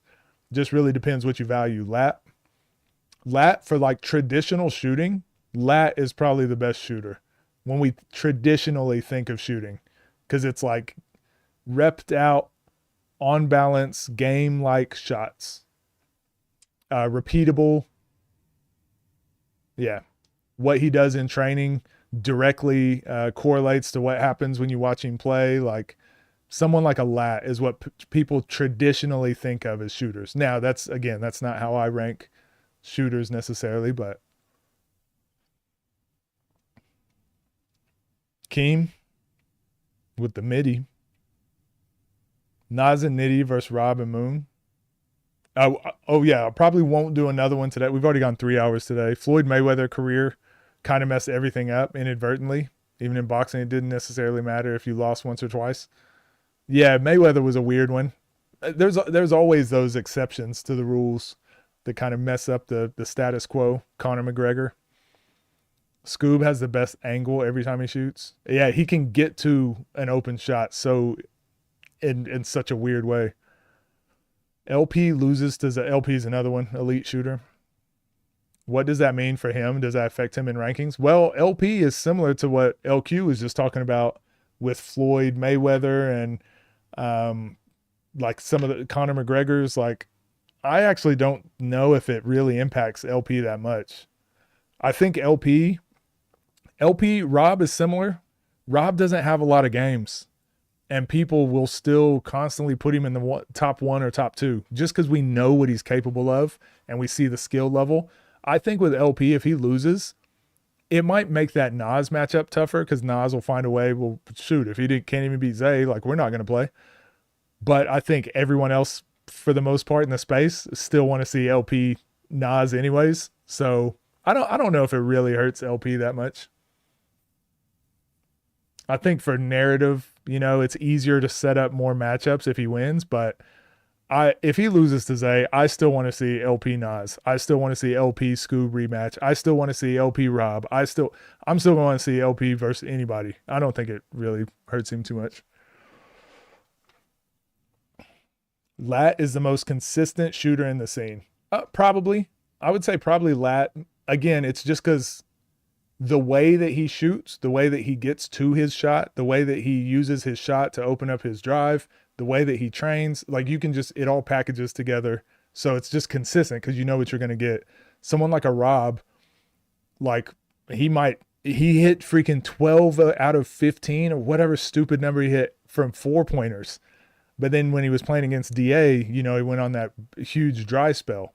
So I think he's more explosive. LP, Rob, Bijan, I think they're the most explosive shooters in the scene. Like once they start hitting shots, there's just nothing you can do. I don't care what type of defense. I don't care what defender in the world. It just doesn't matter. And I think that's still the best superpower to have. But if I were teaching someone to be a shooter or how to play as like a smaller guard, it'd be Lat 100%. Because it's controllable, at least. Nas didn't beat Zay either, so I feel like he can't say that, but I'm scared he will. I know. Unfortunately. I think that's the route he's going to go. So basically just train like Lat and your problems will work. Yeah. Be Lat. Everyone be Lat. Because again, you watch him play, Lat doesn't physically overwhelm his opponents really ever. It's almost always just like angles, efficiency, high quality shots. It's almost always just that sort of the controllable stuff. That's why I like his game so much. LP versus Rob, I agree. I would still want to see all those games. Same. Keon shot underrated too. I just haven't seen enough of Keon. I haven't seen enough of him, but every time I watch him, he goes on a stupid run. No matter the outcome, these different matches are still. I think so too. I think we're still going to get those matchups. 12 for 25. That's right. So he shot pretty much the same percentage that most people shoot 2-point shots. What does it mean for the community if Nas loses? If he loses, I honestly don't know. I think the community is going to most of the community is going to be happy because you always want to see the top player or top team or number one ranked. You always want to see them lose. So I think everyone's going to be really happy for 2 weeks. And then whoever else is number one, they'll just be going after that person now. But I do think it will finally even out. It'll make the rankings easier to do. Because right now, Nas is number one because of what he's built up over 2 to 3 years. He's not number one because of what he's done in the last year alone. He's number one because of what he's done over 2 to 3 years. So I think if Nas loses, it kind of gets the conversation a little bit more to okay, we can now eliminate that. Now the conversation can be here. I think the other person that the only other person that really their record kind of makes the ranking stuff to do is Rob. He's probably the only other one. So Nas and Rob right now just make the ranking conversation so tough. So I think if Nas loses, gets rid of one of them, that makes it tough. And then if Rob plays 5 more games, I think those two things would solve a lot with the rankings, the ranking conversations. Sorry. Yeah, so I would say Lat is the best shooter, but Rob has the craziest range. Yeah, it just depends what you value. If LP beat Zay, he finna talk hella shit tonight. Exactly. If LP win and he's like, I beat the guy you couldn't beat, I can't wait. 5'10" is remarkable. Yeah. Why do you think more newcomers are calling out Skoob more than Nas besides LP and Dang? Because because that's a attainable matchup. I think if you're new on the scene and you call out Skoob, you'll probably get that game. If you call out Nas, you're probably not going to get that game. TNC guys and Ball is Life will eventually come together. I think they will. Maybe not all as a group, but we're starting to see players go out and get more games on their own. Thought that was 5'11". If Skoob beats Nas and Zay beats Lamar, do you think Zay could have a case for one? Zay already has a case for one. Zay, if someone told me right now that Zay was their number one, I'd be like, yeah, I get it. Zay right now has a case for being the number one player.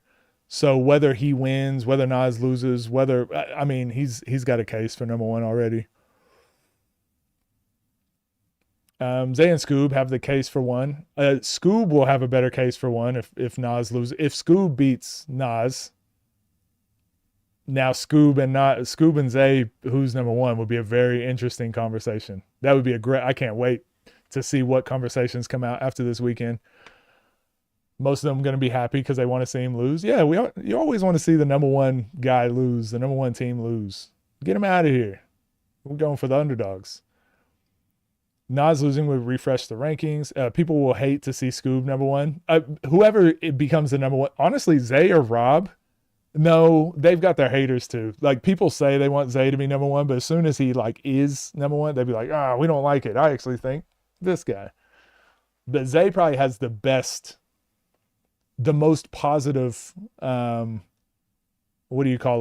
narrative around being number one. Because he doesn't really talk trash like the rest of them. Love to see Skoob win. Fuck them Skoob haters. LP ain't winning against Zay. But the people don't. If Zay and Skoob win, then we may get Nas and LP early. That would be sick, Castro. $50K to play.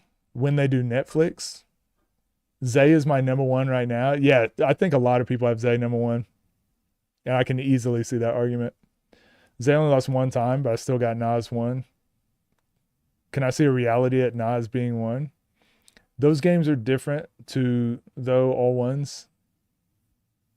Nas is not losing. That's what I was saying, Coach, because personally have Zay though, because he's your number one. Yeah, for me, we've spoken about this a lot. For Rob, every single player in the top 5 has a legitimate argument for being number one. Now, I don't think all of them are equal, but I do think all of them have a rightful argument to be like why they're number one. This weekend just irons out a few more of those arguments for us. Helps us out. Zay's a quiet killer, yeah. G League though, so what happens after? I mean, he's not going to G League infinitely. I think he still wants to do this one thing full time. I could be completely wrong, but the G League is like a side quest. It's like Rob going to China. Black Ghost. What's crazy is even before the Rob loss, a lot of people still didn't have Zay as number one. Yeah, people are always going to have different rankings. Nesco and Moon 1. Well, Nesco's not currently in my top 5 anymore. Again, that 4, 5, and 6 spot for me are so close. But there's arguments. Like I said, not all of them are equal arguments, but there's arguments. A Black Ghost statue after Skoob beats Nas. He deserved one if he win this game. Is Bino top 5? At what? Team settings?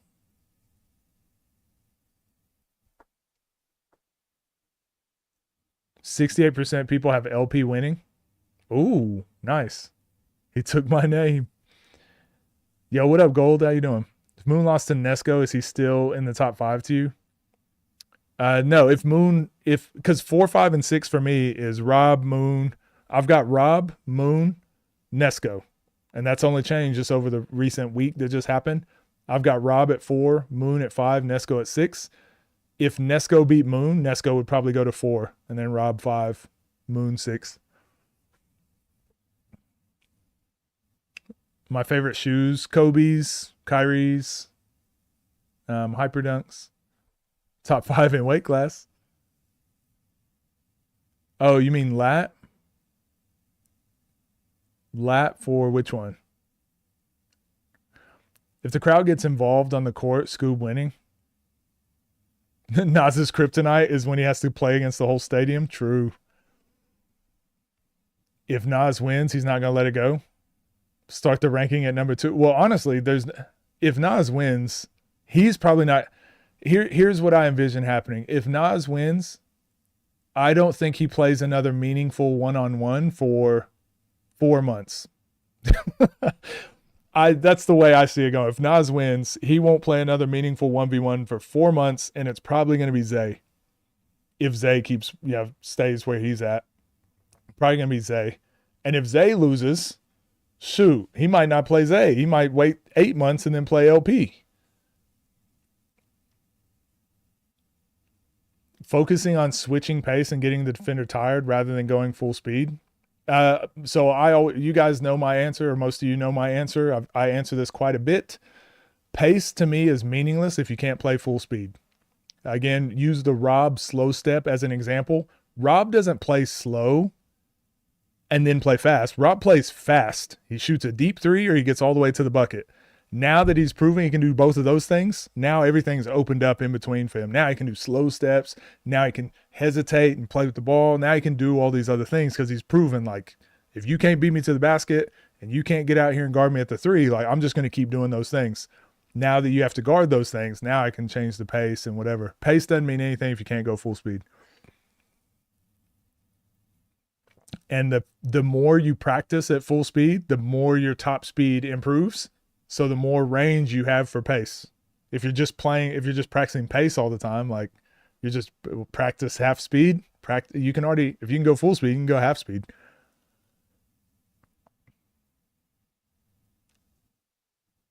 You think Skoob by 1 or 2 or Nas 10 to 12? I can see that. Back to big 3. Yeah, if I'm Nas, if I beat Skoob, I'm going to big 3, taking a year off. Don't call me, I'll call you.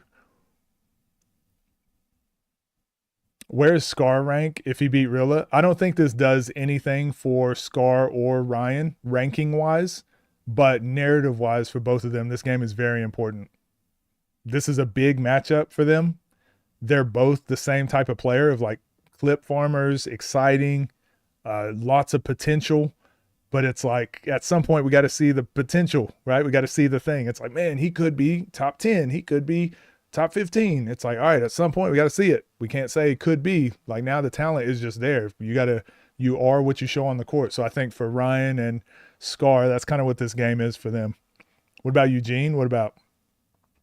Yeah, maybe Eugene. Maybe Nas. If Nas beats Skoob, maybe he just says, I'm not playing anymore this year, except for Eugene.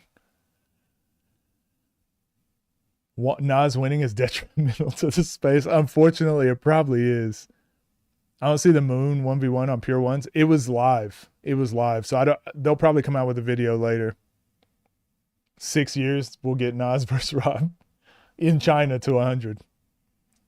For the scene's sake, we need Zay and Nas to lose. Damn. It really would ramp up some conversations. If both Nas and LP lose their pay-per-views, they will match up sooner than expected. Yeah, most likely. I would agree with that. Rob's slow step works because they're full speed chasing him. Yep. I think we should restart the records every year, but have a preseason top 25 and let the game set the rankings. DC, I like that. And again, I always bring up the website, but that's why I like using Swift Hoops. Because it allows us to have those conversations. But the problem is, it brings up different problems that we're not paying attention to. So right now, this is like the overall rank. This is the power rankings. So Nas 1, Skoob 2, Zay 3. Like I agree with. If you go all time, it changes it slightly. It's like Zay 1, Nas 2, Skoob 3. But you can also do it by year. So if we go by 2026 and the records restart, well, now you got Teo at 1, Moon at 2, Pat at 3. Because they're the only ones that have played 5 games. Bijan would be 4, Zay 5, Kel. So now you get Teo, Moon, Pat in the top 5. So the rankings get really weird if you reset them. Because now the players like a Nas, who's been undefeated for 3 years, he's held to the same standard as a Teo. So we're saying, Nas, if you want to be ranked number 1, you got to play as many games as Teo. And it's like, okay, well, that kind of makes it weird. So that's why I like the website, because you can go see what it looks like. But that still gives us very weird rankings. What are your thoughts on that? If Nas win, he not playing Summer Jam. I agree. I think that probably happens. I don't like that, but I damn sure get it. Scar just won 25K. Will it be focused? Well, that's why he didn't win 100K probably, right? Not being focused. I don't know. I'm not the fastest, so the main way to increase your speed is going full speed. Yeah, so if you're only a 70 speed, you shouldn't be trying to play at 50 speed. If you're a 70 speed, you should try to play at 70, so at least they have to play at 70. Now you can go down to 50 and slow down. Now you can speed back up to 70. Go back down to 30. Go back up to 70. But if you're a 70 and you're constantly playing at 30 speed, like now anybody can guard you. Now a 30 speed person can guard you. Always disliked top 10 conversations because in the past the gap between the top 5 and the rest was massive. Yeah, the top 5 is probably the biggest gap. So there's the top 5, then that next 5 in the top 10, the gap is still kind of there, right? There's a little bit of gap. But then top 10 and everyone else, I think the gap is like, I don't know. Like it's going to start filling up with all different types of people. This next year is going to be crazy for the rankings. Eugene is like the Darth Vader of the platform. Nas is my glorious king, and because I praise him so highly, I have to admit that him losing opens up a lot. I mean, a lot of doors. I agree. A season-based ranking would be way better, but every platform doing their own ranking would be an interesting way to do it too. Great pay-per-view. My question is for the next TNC pay-per-view next TNC pay-per-view matchups. What is one match you want to happen and guaranteed? I think Fombi C4. I think Rob C4. I think Moon Rob, Lat Rob. Like it, they got matchups. They got matchups that would be fun to see. Any matchup with Rob playing like a top 10 guy over there, I think would be really good. Rob Bijan is a matchup that needs to happen. I think there's a lot. I think there's a lot of games. We went through this a month ago, I think it was, we went through all the matchups we'd want to see on TNC. I think there's a ton. Teo, the GOAT of 2026. Let's push that agenda. Played Rob, he would have had a better chance beating him, but now I don't know if Nas wins that game. I don't know. I think it still goes either way. Teo versus LP or Nesco got to happen. I think Teo Nesco needs to happen soon. Season forces people to come outside for sure. Oh yeah, BJ and C4 if they're back, playing like Tay versus Rob versus Tay in like a season game would be dope. I know they already played in pay-per-view. That'd be a dope game, but like C4 has C4. Oh, I was about to ask if C4 and Tay played. That's how bad the game was, or how bad the disparity was. I completely forgot that game happened. Yeah, Jerome out there. There's a lot of matchups. The website could be the barometer for the rankings so that everything can even out, but we would need the support from all the leagues. I think the website to me, and it's not even because it's like, oh, it's Swift hoops.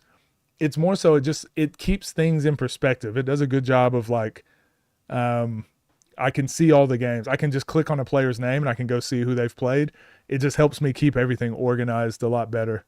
And I think a lot of people try to do their rankings and they don't have all the knowledge in there. So being able to see the rankings or see the games in front of you helps keep those conversations on track, I guess.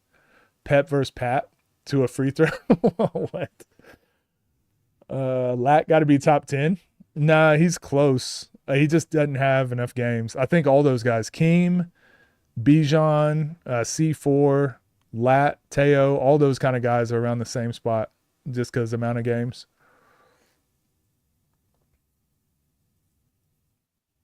A light-skinned gunslinging duel.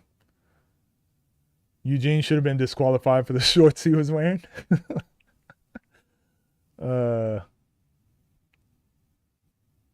Rob versus Bijan. Yeah, I think that's a game. I would pay good money to see that game.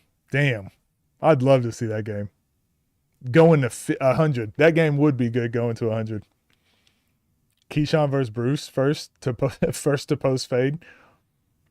There's if we were talking about cross-platform matchups, obviously there's infinite matchups there too. Damn, we might have just made a video there just discussing the rankings and what the Judgment Day pay-per-views mean.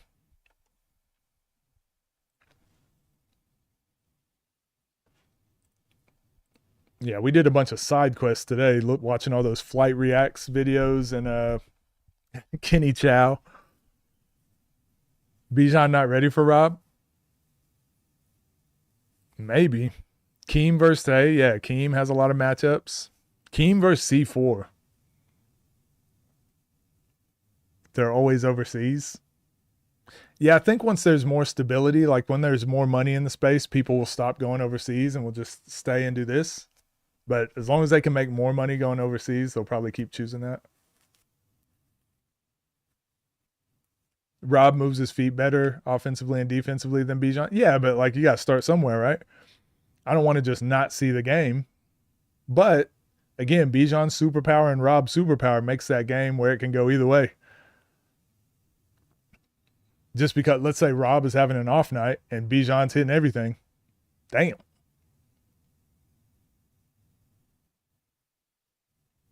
Keem beats Tay 30-6. Damn. Tay needs a win under his belt. He needs a good win under his belt, just to remind people. Tay needs more games. Where is Keem from? Texas. He's from Texas. Dallas with the Dallas boys. Him and Tariq and Jeremiah are from the same area. Cam versus Teo, that'd be a good one. That'd be a great one, actually. Great pool. No way coach reacted to Flight. Oh yeah, today was a interesting stream. Today was a very interesting stream. Bijan more of a threat. Yeah, Bijan's cold. And Bijan's getting better every game. Like he's getting in better shape every single game.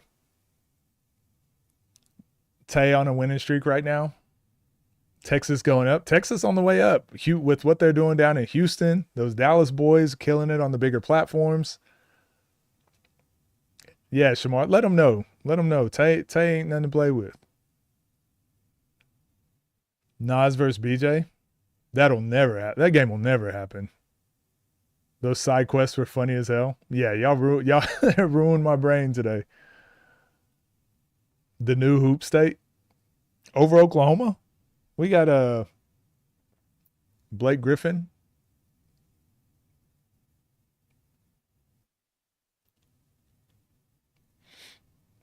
Bijan from Houston. Yeah, he is. Hey, down. Well, wait. I know he lives there.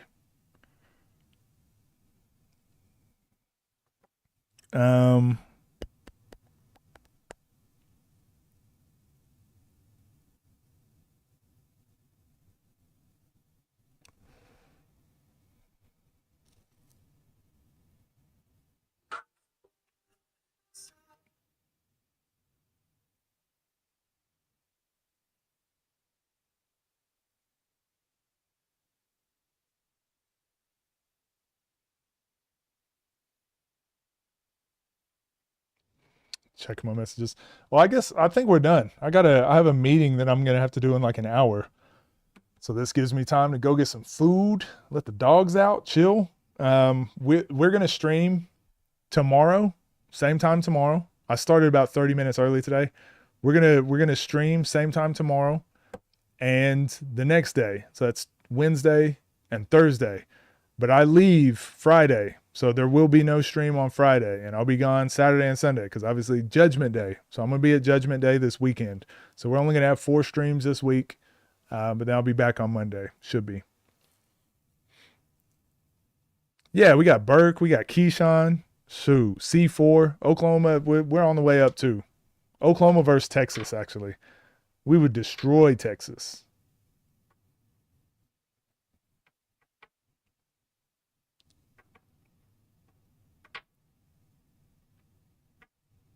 I think anyway. We would destroy Texas. Who y'all got? Y'all don't even have anybody down there. Y'all got nobody down there. Favorite food spot? What do you mean? In general? I don't know. There's a good taco spot around the corner. I love my tacos. I like food too much. I eat too many places. Chili's is a go-to for me. When I don't know what to eat, I'm like, Chili's is the one. Never have a bad day after eating Chili's. Other than that, I don't really have anything for you guys. We did a good job. We got 5 or 6 videos done today. We had some really good conversations. I think we healed the world a little bit. As I always say, don't dox yourself. I mean, I talk about all the time where I live. People can see where I coach. Like, it is what it is. I've been on the internet for too long, man. I don't really have any secrets. Especially nowadays, it's too easy to find people. But like I always say, go do something nice for somebody. Make somebody's day. Smile at some old lady in the grocery store. I don't know. Not in a creepy way, but just like trying to be nice. Take a hard right or hard left at the taco spot and enjoy.